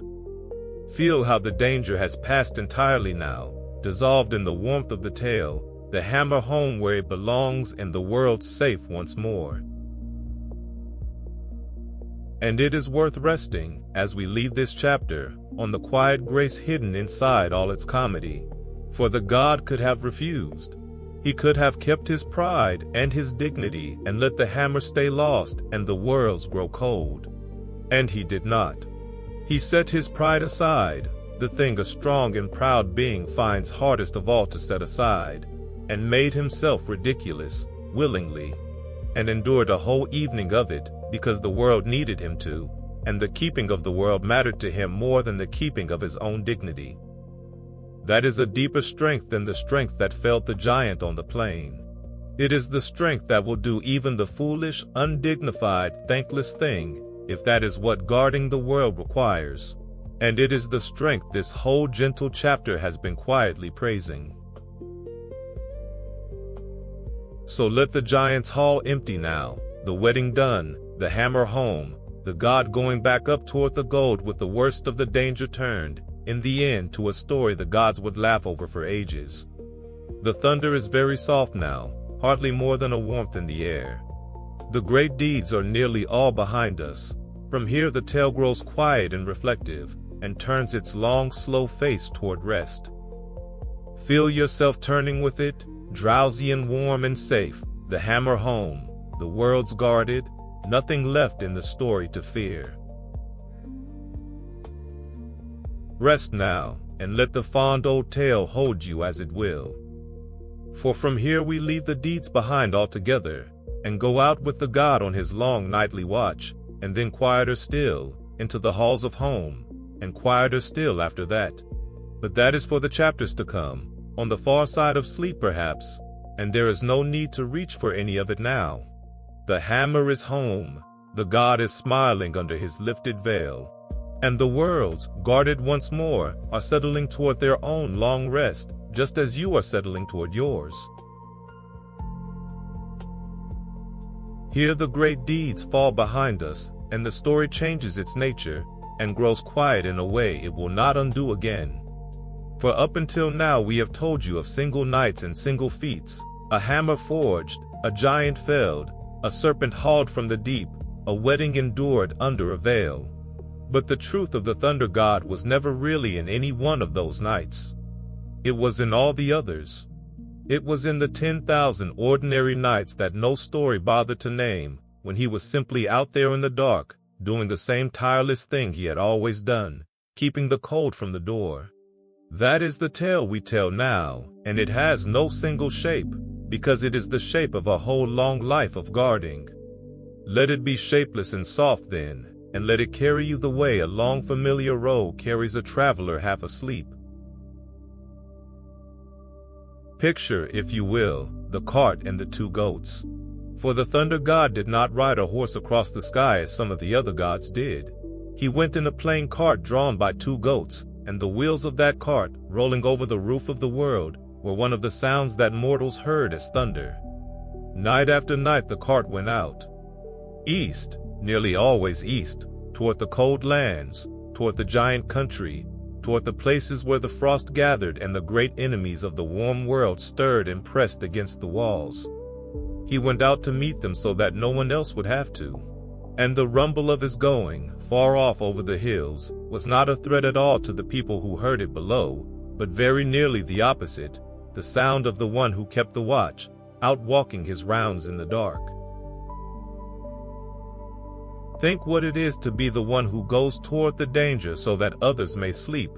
There is a particular kind of love in it, quieter than the love in songs, and the thunder god was made almost entirely of that kind. He was not, the old tales are honest about this, the cleverest of the gods, nor the fairest, nor the most eloquent in the high councils. What he was dependable. When the dark pressed close and something terrible came out of the cold, it was not the clever god or the fair god the others called for. It was him. And he came. He always came. That was the whole of his fame among those who knew him best. Not that he never failed, though he rarely did, but that he never failed to come. And there is something in that plain reliability more moving, in the end, than any brilliance. Let the settling deepen here, and lie a little heavier into your own warm dark, because this chapter asks nothing of you but that you rest inside the fact of being guarded. Somewhere out at the edge of the world, the old story says, Someone is walking the cold border so that the middle lands may stay warm. Somewhere the cart is rolling east against the frost. You do not have to go with it. That is rather the point. The whole labor of the watch is so that those inside the walls may set their burdens down and close their eyes and trust that the dark is being met by someone else tonight. Feel yourself inside the walls now, inside the warm, with the watch being kept somewhere far off, and nothing left for you to do but sleep. The giants he went out against were not, in the old northern imagination, simple monsters to be hated. They were the frost and the mountain and the flood and the long winter, the great cold and different forces that have always pressed against every warm and living thing. And so the gods' endless war against them was really the oldest story there is, the small warm world holding its ground against the vast cold one, the hearth against the night, the green field against the ice. He was the strength of the warm side of things, tireless and plain, going out again and again against the cold that could never be finally beaten, only held back one more night, and then one more after that.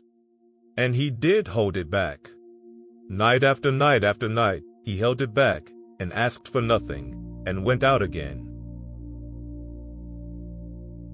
There is a weariness folded into that, if you look, and the old tales do not hide it. To guard without end is a heavy thing. There was no final battle in which the frost was defeated forever, and the god could lay the hammer down and rest. Not yet, not until the very end of all things, which we will come to gently in a later chapter. Until then there was only the work, the same work forever, the cold coming, and the god going out to meet it, and the cold coming again, and he did not grow bitter at that, so far as any story tells. He simply kept on.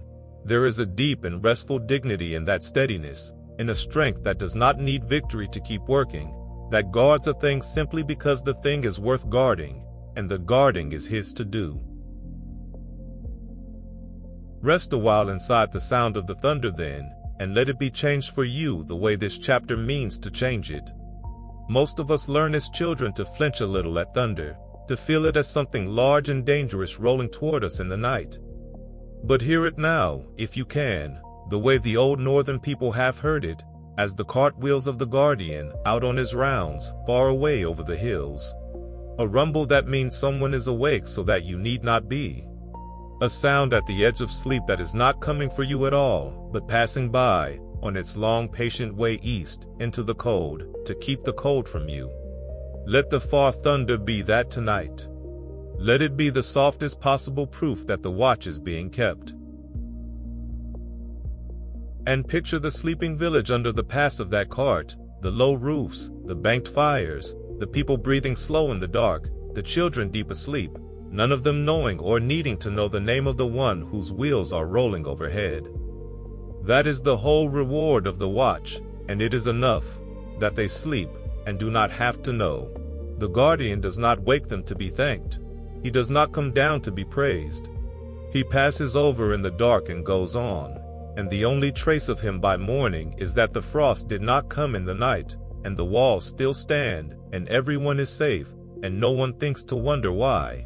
To be that, and to want nothing more than that, is a rare and gentle kind of greatness.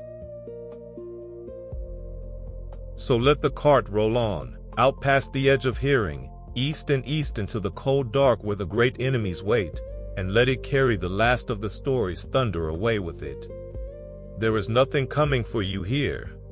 The watch is kept, the wheels are rolling somewhere far away, and their rumble is only the sound of safety, growing fainter as the guardian goes on ahead into the night that is his and not yours. Feel how quiet it has become inside the walls, how warm, how deeply and completely you are on the safe side of everything now. Consider, too, how little the god ever asked in return for the endless labor of the watch, for it is one of the tenderest things about him, and a soft one to rest upon. There were gods who wanted worship, and gods who wanted gold, and gods who counted honors and grew jealous of one another over them. The thunder god seems, in the old tales, to have wanted almost nothing: a good meal, the company of friends, the weather to work in, and a world worth guarding. He did the hardest work in all the realms, the tireless and dangerous work of holding back the cold, and he did not seem to feel it as a burden he was owed anything for. He simply took it as his, the way a strong person takes the heavy end of a load without being asked, because they can, and because someone must, and because it would not occur to them to leave it for someone weaker. Rest in the plainness of that generosity, so total it never even thought of itself as generous. And think how the years of it must have stacked, one on another, into something past all counting. For the watch was not a season's work, but the labor of an age, going on and on through more nights than any story could hold. The frost came, and he met it, and the frost came again, and he met it again, and the seasons wheeled, and the mortal generations below were born and grew old and died and were replaced. And still the cart went out, still the hammer swung, still the cold was turned back at the border of the warm world. There is something almost beyond imagining in a faithfulness that long, a steadiness that outlasts whole lifetimes of the ones it protects. And yet the old tellers did not make it grand or grim. They made it simply what he was, the one who kept coming, for as long as there was a world to keep. Let the sheer long patience of it settle over you like a heavy warm blanket, and sink down under its weight into rest. We linger in this chapter because it is the true heart of the whole long tale, quieter than the forging or the duel, but larger than either.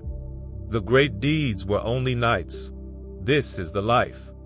And the life was a watch, patient, tireless, unthanked and freely given, kept over a small warm world by one who loved it and asked nothing back.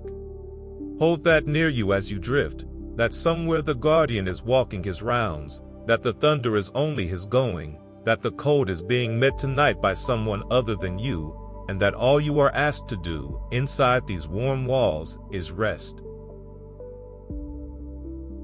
And so the long watch goes on, as it has gone on since the world was young, and as it will go on until the ending, we will come to softly later, when you are further into sleep than you are now. For now let it simply continue, out there at the edge of the dark, steady as a heartbeat, faithful as the turning of the year. The guardian is out, the walls are whole, the frost is held, and you are inside, and warm, and watched over, and free at last to let go of the day entirely, and follow the far-fading thunder down into rest. Now we come home from the cold and the watch, into the warm lamplit halls, and the tale grows gentler still, for there was another side to the thunder god, softer than the storm, that the old stories loved and kept.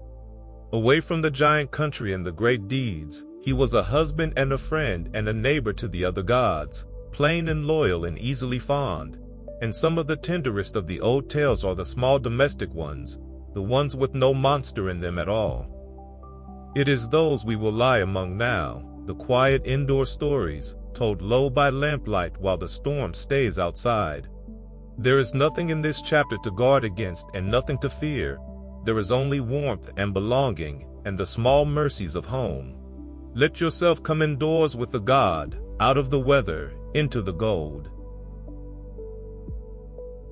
His wife was Sif, and Sif had hair of gold, not gold in the way we praise fair hair, but truly golden, long and bright and famous through all the halls, and the god loved it, and loved her.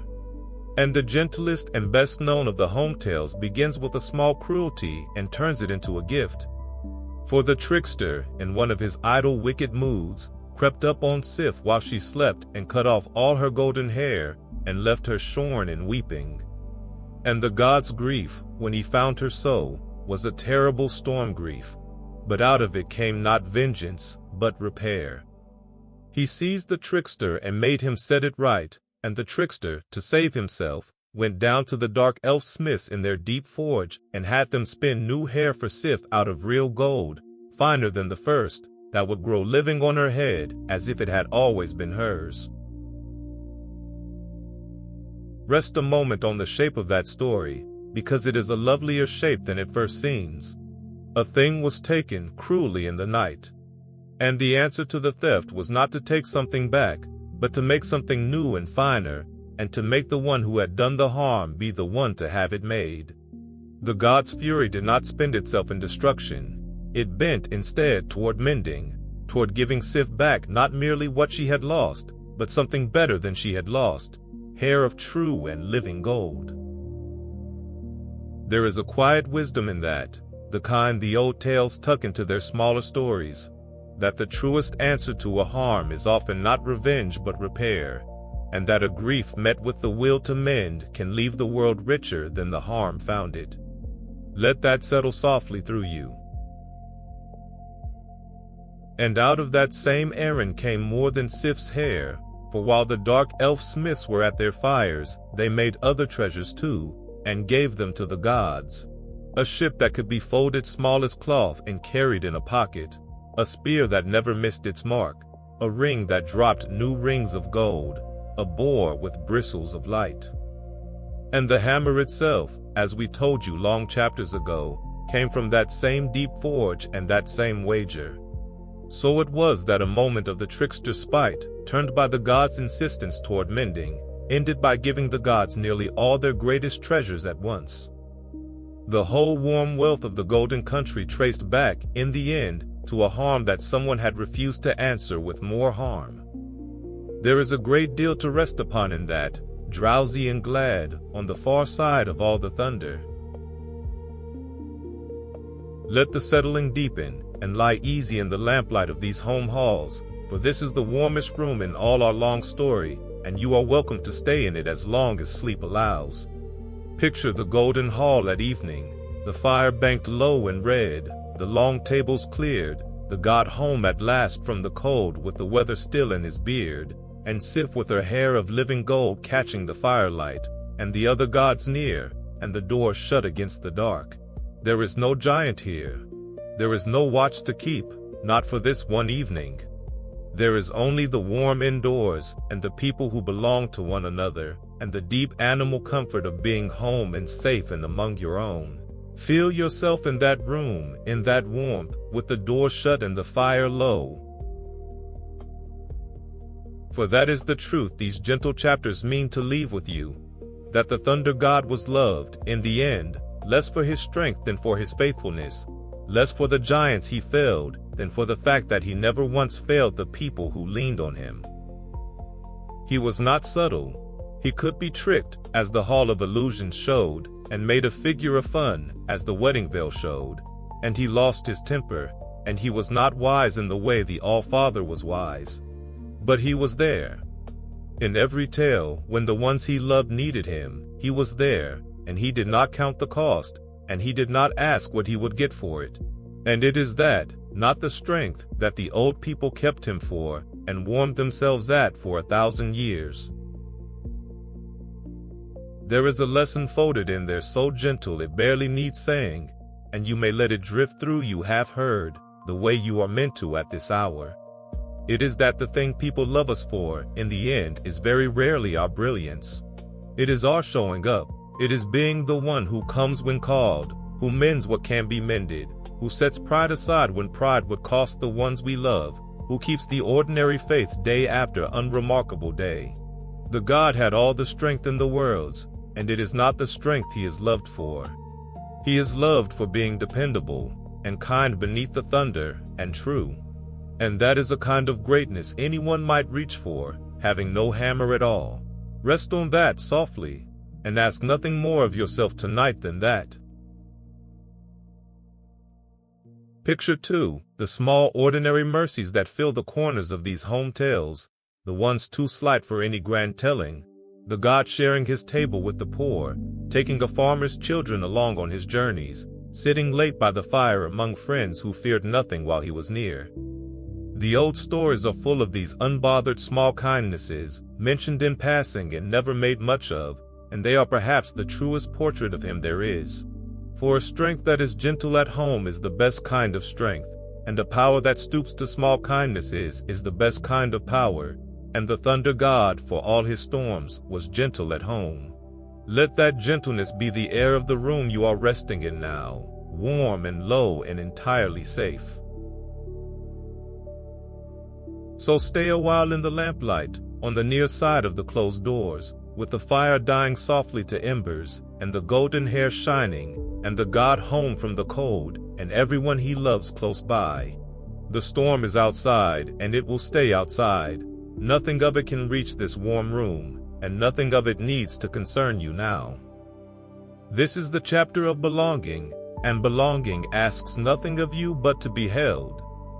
Feel yourself held then, in the warm and the gold and the low red light, among the quiet company of a hall at rest. There is one more of these home tales worth lying among before we go, and it is the gentlest of them all, the way the god took in, from time to time, the children of ordinary farmers, and carried them along on his journeys, and kept them close under his vast protection as though they were his own. The old story tells of a farmer's son and daughter who traveled with the thunder god through the giant lands, small and mortal and easily lost, and how the great god watched over them through every danger without once making them feel small for needing it. There is nothing grander in all his tales than that plain picture, the strongest thing in the world, slowing his stride to keep pace with two frightened children, sheltering them under his own broad shadow. It is the same love that kept the watch, brought indoors and made small and personal. Let it warm you, drowsy and safe, the way it must have warmed those two children walking in the giant's country beside a god who would not let the dark touch them. And notice, as you drift, how none of these home tales needed a battle to be worth the telling, how the old people kept them not for their danger but for their warmth, and passed them down the generations precisely because they were gentle. A cut lock of hair made golden again. A treasure forged out of a wrong made right. A shared table, a sheltered child, a hall with the door shut against the cold. These are the stories that survive the longest, in the end, not the loud ones but the kind ones, because it is the kindness in a thing that people most want to keep and hand on to their own children by the fire. The thunder god's storms may have been what first drew the eye, but it was his gentleness that made him beloved, and it is his gentleness that has lasted. Rest in that quiet truth, warm in the lamplight, with all the storms far outside and the kindness of the old tales gathered close around you like the light of a low fire. We have turned, you and I, all the way from the thunder now, from the forge and the duel and the Black Sea, into this small warm indoor peace, and that turning is the whole design of the story, drama giving way to gentleness, the storm giving way to the hearth. What remains, when all the great deeds are told, is not the deeds. It is this: a God at home, loved for his faithfulness, gentle beneath his strength, among the people who belong to him. That is what lasts. That is what the old tellers wanted you to keep. Let it be what you keep too, as you sink lower towards sleep, warm in the lamplight of a hall that never fears the dark. And let the fire settle to embers as we sit here, and the voices in the hall grow low and drowsy, and the golden light dim by slow degrees toward the dark that is only rest. There is one more turn for our story to make, quieter even than this. The god knew, from the first, how all of it would end, and carried that knowing gently all his long life, and we will come to it softly in the next chapter. But not yet. For now there is only the warm hall and the embers, and the hair of gold, and the closed doors, and you, drifting down at last into the deep good dark of sleep. Now we come to the quiet heart of the whole story, and it is a tender place, and we will go into it very gently, because it is a chapter about knowing how things end. For here is the strange and beautiful truth that lay under all the thunder god's tireless watch. He knew, from very early, exactly how his story would close. The gods of the north were not spared the knowledge of their own ending. A prophecy was spoken to them, long before the end came, that told them plainly how the world they guarded would one day fall, and how each of them would fall with it. And the thunder god knew his own part in it, knew the manner of his own death, and went on guarding the world anyway, all his long life, with that knowledge carried quietly inside him. It is a hushed and wistful thing to tell this chapter, and a strangely peaceful one.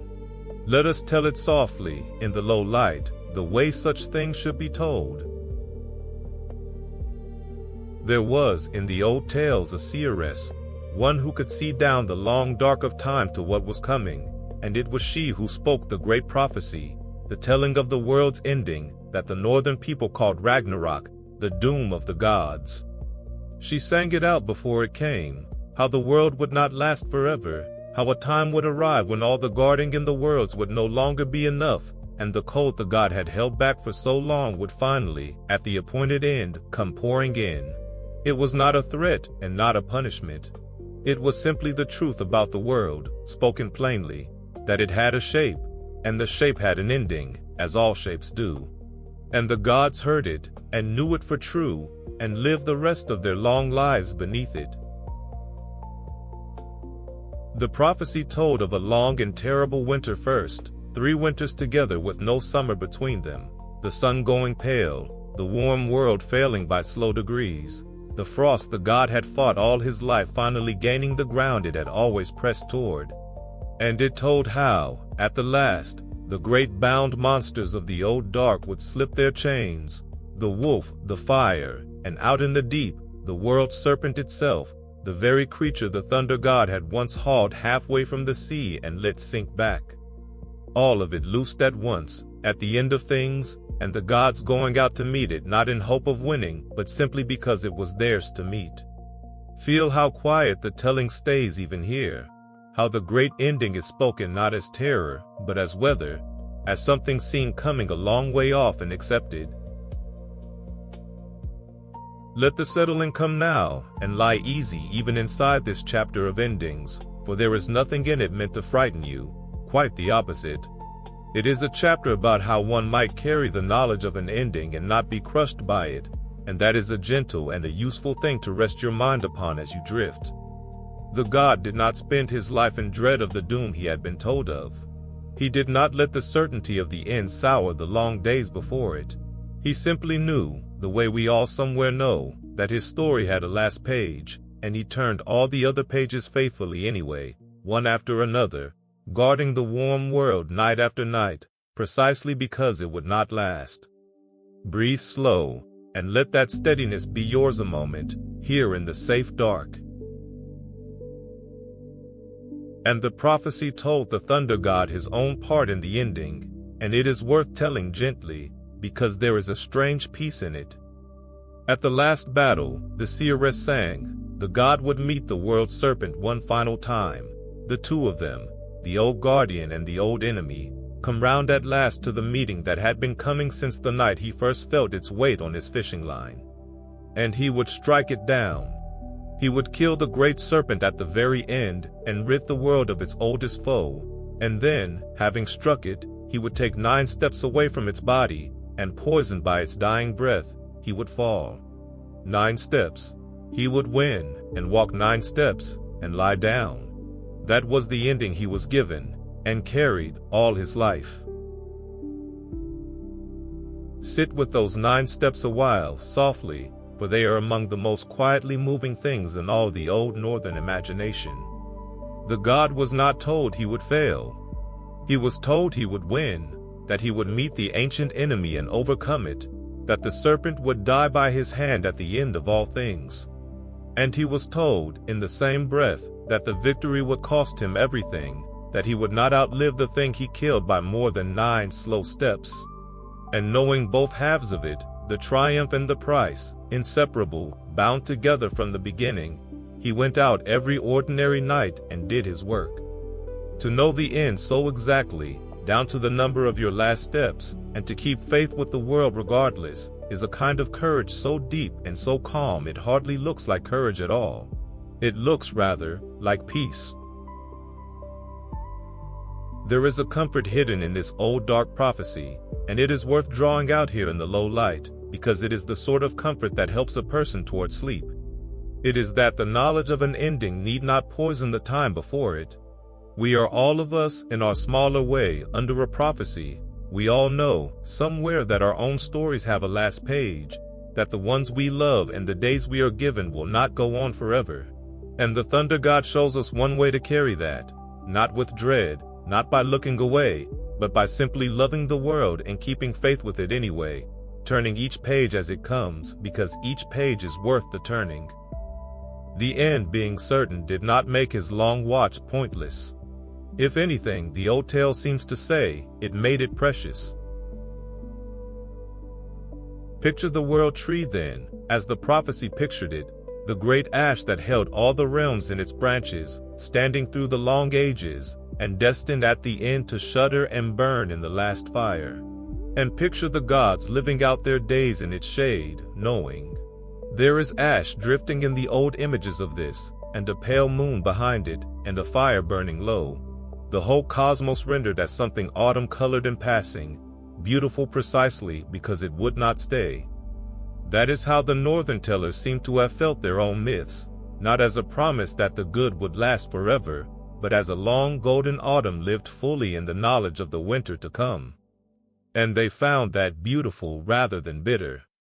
Let it be beautiful to you now, drowsy and unafraid, the whole vast tree standing gold against the coming dark. It is worth pausing too on how the northern gods received this knowledge, because there is a quiet lesson in their bearing that helps towards sleep. They did not, so far as the old tales tell, fall to despair when they learned the shape of their ending, nor did they turn cruel or greedy in the time that was left, snatching at pleasures because the end was coming. They went on being what they had been. The All-Father went on gathering wisdom against the day. The watchman went on watching the rainbow bridge. And the thunder god went on with his cart and his hammer and his long patrol of the cold. The prophecy did not unmake them, it only clarified them, stripped away any illusion that the guarding could go on forever, and left only the choosing to guard anyway. And a thing chosen freely, in full knowledge of its ending, is a purer thing than a thing done in ignorance. Let that clarity be restful to you, here in the low light, that they knew and chose their lives regardless, and were not diminished by the knowing. And there is a particular gentleness in how the old story frames the god's own foretold death, worth holding a moment before we let the fire go down. It did not describe his fall as a defeat, nor as a thing to be mourned, but almost as a completion, the last and largest of his labors, the final turning back of the oldest cold. He would meet the serpent, and he would win, and the winning would use him up entirely, and then he would rest. There is no bitterness in the telling and no fear, only a kind of grave acceptance, the way one might speak of a long day's work that ends, as all work ends, in the laying down of the tools and the going home to sleep. The god's death in the prophecy is not the opposite of his life. It is the last act of it, of a piece with all the rest. One more time going out to meet the cold so that the warm world might have its chance. Rest on the wholeness of that, unfrightened, as the fire sinks low. So let the seeress's fire burn low, and her long song end, and the prophecy settle over the story the way dusk settles over a country, not as an alarm, but as a deepening quiet. The god has heard how it ends. He has heard his own 9 steps. And he has gone back to his cart and his watch and his golden hall, carrying the knowing lightly, and it has not stopped him loving the world one bit. There is nothing here to keep you awake. There is only the old deep piece of a story that looks its own ending full in the face and is not afraid, and asks you, gently, to be not afraid either. Feel that unafraidness spread through you, warm and loosening, here in the safe and certain dark. For this is the truth the whole long story has been carrying toward, and it is a restful one to hold as you sink lower, that endings are part of the shape of things, and that knowing this does not have to make us cold. The god knew and kept his warmth. He knew and kept his watch.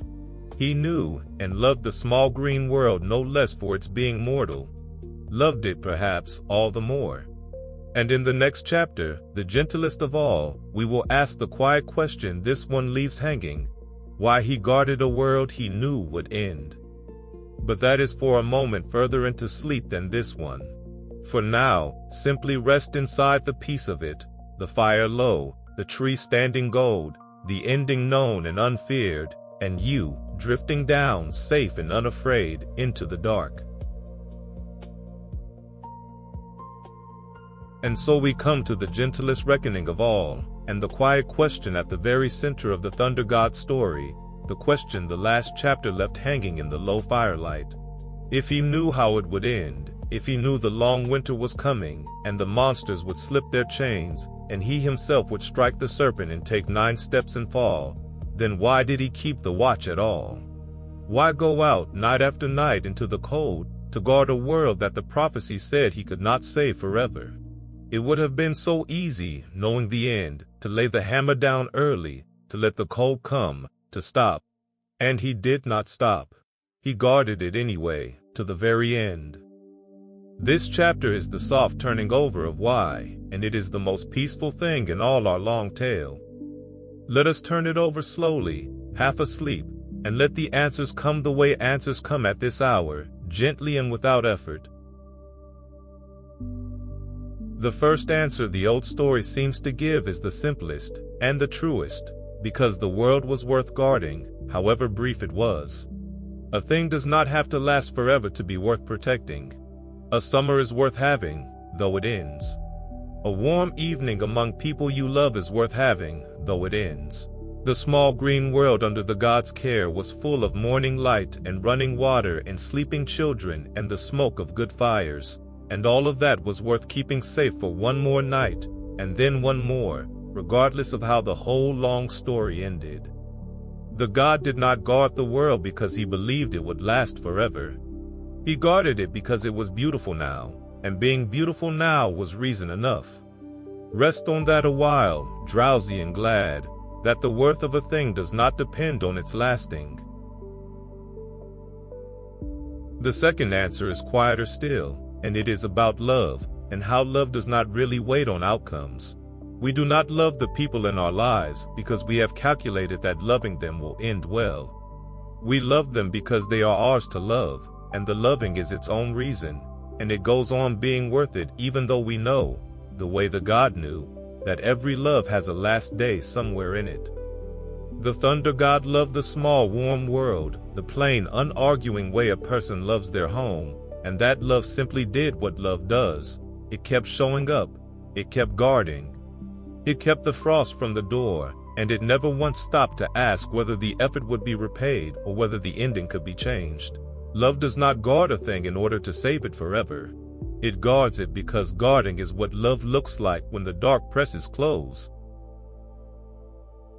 Let the settling deepen here into the deepest ease of the whole episode, because this chapter asks nothing of you at all.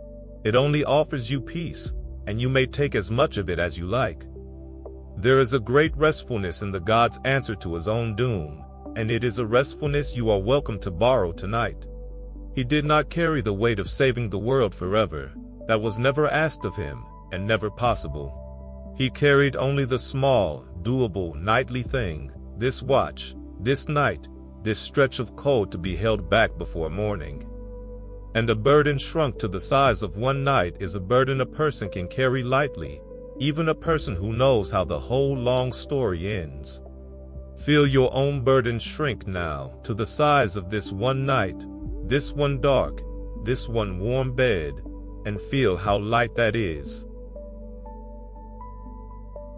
There is a third answer, and it is the deepest, and the old tale only breathes it rather than states it, that a thing done faithfully, all the way to the end, is its own kind of victory, perhaps the only kind that was ever really available. The god was not given a story in which he could win by making the world last forever. That door was closed from the beginning. But there was another door always open to him, and he walked through it every single night, the door of doing his work well, faithfully, to the last, whatever the outcome. And when the end came, and he met the serpent, and struck it down, and took his 9 steps and fell, he did not fail. He finished. He did the whole of the thing that was his to do, all the way to the ground. And there is a completeness in that, a kind of quiet triumph that no defeat can touch. Turn that softly in your mind, for it is a gift the old story is trying to hand you across 1,000 years. We are none of us promised the grand outcome. We cannot make the people we love immortal, or the good days permanent, or our own stories endless. But the thing the god had is a thing anyone can have, the quiet victory of faithfulness, of doing what is ours to do as well and as long as we can, and finishing it. That victory does not depend on the ending going our way. It depends only on our not laying the work down early, on our keeping the watch to the last, on our loving the world all the way through to the close. And that, unlike the grand outcome, is always within reach, was within the god's reach every night, and is within yours. Let that be a comfort, not a charge, as you drift, a soft permission to have done enough simply by keeping faith. Picture then, the still water at dawn that the old images give this chapter, the flat calm mountain water taking the first pale light, and the great hammer set down, for once, quietly on a stone at the water's edge. Not lost this time, and not stolen. Simply set down, resting, in a moment of peace, with the light coming up slow and gold over the far mountains and the cold held back one more night, and the god standing quiet by the water with nothing, for this one held mourning, to fight. That is the image to sink into now. The guardian at rest, the weapon laid aside, the dawn arriving safe because the watch was kept, and everything, for one long breath, perfectly still. Let the stillness of that water become the stillness in you. For the whole meaning of the thunder god, when the deeds are all told and the prophecy is all heard, comes down to this gentle thing. He loved a passing world, and guarded it because he loved it, and kept faith with it to the very end though he knew the end, and asked for nothing, and was not embittered, and did not stop. That is not the story of a hero who saves the world. It is the story of one who keeps it, night by night, for as long as it can be kept, and calls that enough.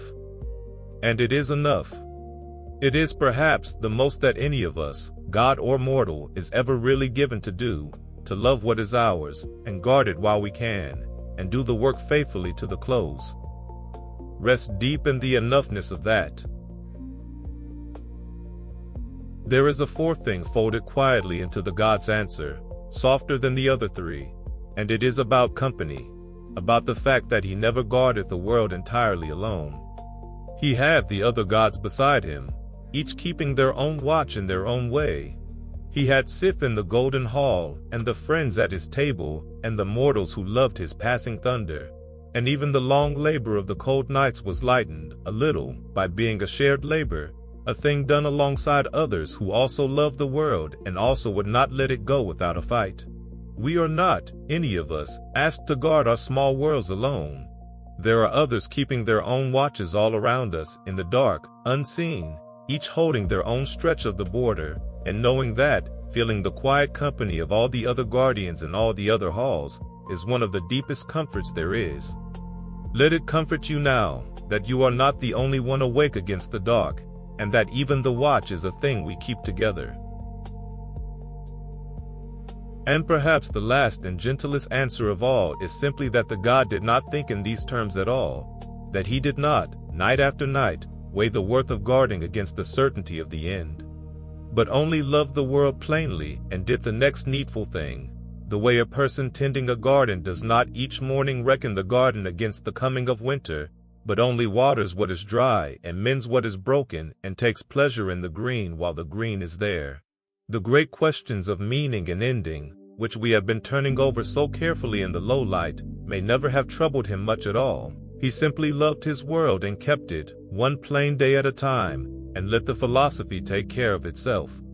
There is a deep rest in that too, maybe the deepest of all, the rest of not needing to solve the whole of it, but only to love what is near and do the next kind thing and let the rest be. Sink into that ease now, and set the great questions down, and simply be here, warm and near to sleep. So let the still water hold the dawn, and the hammer rest on its stone, and the god stand quiet in the first light with his long watch, for tonight, at peace. There is nothing left in the story to fear and nothing left in it to strive for. There is only this deep, gentle understanding, arrived at last, that a life spent guarding what one loves is a life well and fully spent, however it ends. Feel yourself arriving at that same peace, on the near side of sleep, all striving set down like the hammer on the stone, everything you carry today laid quietly aside in the coming light. And there is only one chapter left now, the gentlest and the shortest, in which the thunder rolls away over the far hills for the last time, and the whole great story softens into stars and rain sound in rest. We will go there in a moment when you are ready, or perhaps you will not quite make it there at all, and will slip into sleep here by the still bright water, with the guardian standing peaceful in the dawn, and that would be well too. For the watch is kept, and the world is safe, and you are held inside it, and there is nothing left for you to do tonight but let go, and follow the fading thunder down, all the way down, into the deep, good dark. And so we come to the last of it, and there is very little left to tell, and we will tell it very softly, because you are nearly asleep now, and that is exactly as it should be. The great deeds are all behind us, the forge, the duel, the Black Sea, the veiled wedding, the long watch, the quiet halls, the prophecy, and the deep peace of a guardian who kept faith to the end. There is nothing left now but to let the whole vast stormy story soften down into far light and rain sound in rest, the way a storm, having passed over, becomes only a warm murmur behind the hills, and then, at last, nothing but the sound of rain on a roof and the smell of a washed and quiet world. Let us go there together slowly into the very softest clothes. Here is a small and lovely thing to carry down into sleep with you. The thunder god never really left us. His storms, long after the old northern people stopped telling his tales as truth, went on rolling over the same fields and roofs they had always rode over. Even now, when a storm comes over your own house in the night and the thunder moves across the sky, you are hearing the very sound those old people heard and gave his name to, the far rumble of the cart, the guardian on his rounds, the watch still somehow being kept. He is in the weather still, if you want him there. And on the softest nights, the thunder is not a fearful thing at all, but only that old promise carried down the centuries, that someone, somewhere out in the dark, is keeping the cold from the door. And here is another, gentler still. His name is on your very week. For one day in every 7 still carries the thunder god's name, worn so smooth by long use that we say it without ever hearing the god inside it. But he is there, in the middle of every week, in the ordinary word we use for an ordinary day. So that the old red-bearded guardian, who asked for nothing and guarded the world for love of it, was given without asking the quietest and most lasting of monuments. Not a statue, not a temple, but a day. A plain day that comes round again and again, forever, carrying his name so lightly that no one even notices they are speaking it. There is something perfect in that, and something deeply restful. Let it be one more soft thing you know as you drift, that the guardian is folded into the very calendar, and comes round every week, unnoticed and faithful still. Let the settling come now, the deepest and last of them, and let go of the day entirely, all of it, everything you carried into this hour. The story is nearly done, and it asks nothing more of you, no attention, no effort, not even wakefulness. You may follow the sound of these words, or you may let them blur and fade, both are well. The whole long tale has been carrying you, all this time, gently downhill toward exactly this. The warm dark, the slow breath, the mind unclenching, the day set down at last like a hammer laid on a stone. There is nowhere left to go tonight but down, into sleep, and everything in the story is quietly holding the door of sleep open for you. Think, if any waking part of you still wishes to think, of how the whole great story softens at its end into the smallest and most ordinary things, into weather, and a day of the week, and the sound of rain. That is how the old myths meant to leave us, perhaps, not up on the high battlefields of the ending, but back down here, in the plain warm world the god had guarded all along, among the very things he kept safe. A roof over your head, a quiet night, the rain falling gently on a world that is, for now, at peace.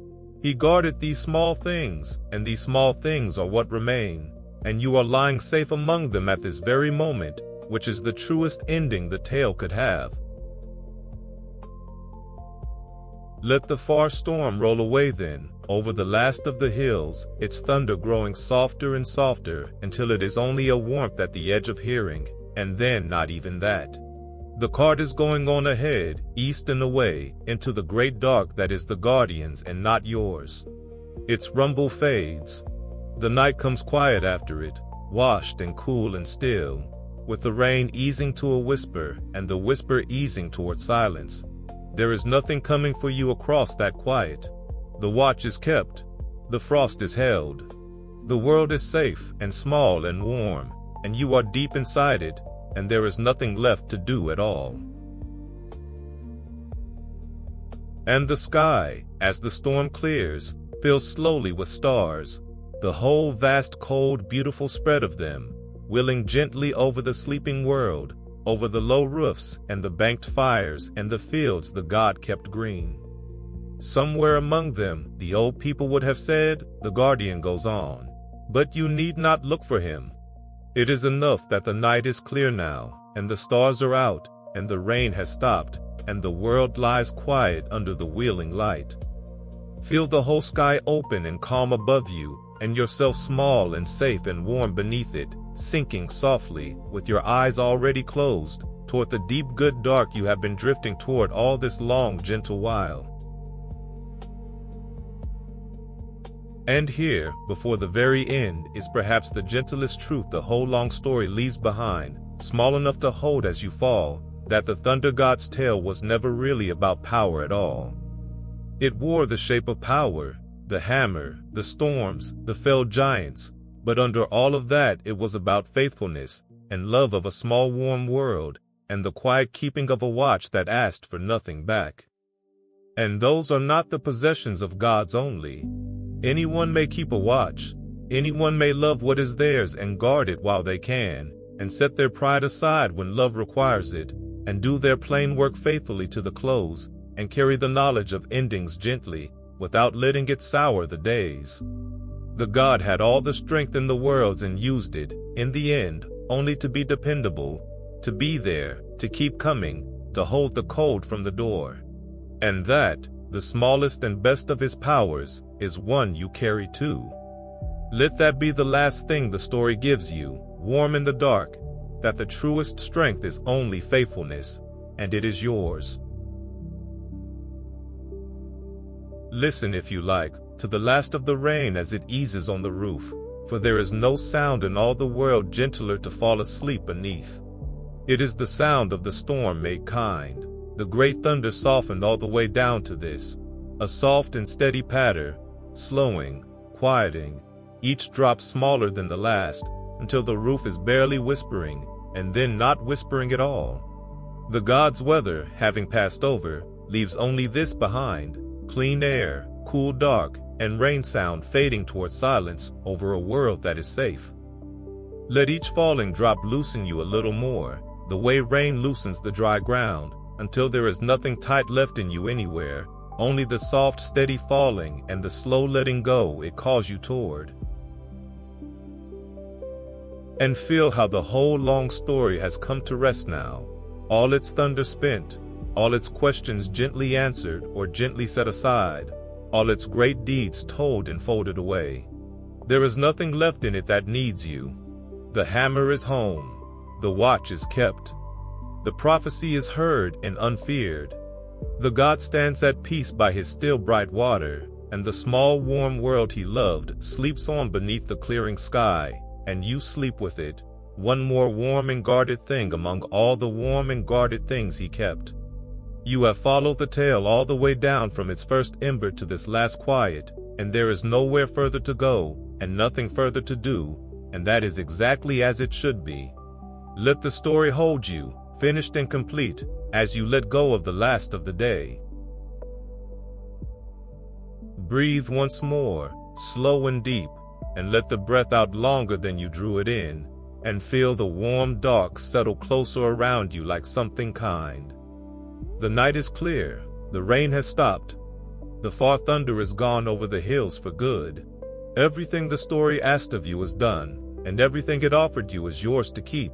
The guardian in the weather, the name folded into your week, the small ember burning low, the deep quiet permission to have loved your world and kept your watch, and now, at last, to rest. There is only sleep ahead of you now, close and warm and certain, and the whole gentle weight of the tale is easing you down into it. There is a crescent moon, low over the far mountains, thin and gold and kind, the same moon that has hung at the edge of every image in this whole long story, watching over all of it from the first ember to the last. It is watching over you now. And there is one small ember still glowing somewhere in the dark, the ember we lit together at the very beginning, the one small warm point of light at the edge of an old legend, that has burned quietly through the whole tale and is burning quietly still, low and red and steady, asking nothing, giving only its small faithful warmth. Look at it a moment in the eye of your mind as it glows there in the dark. And now watch it, very gently, begin to dim.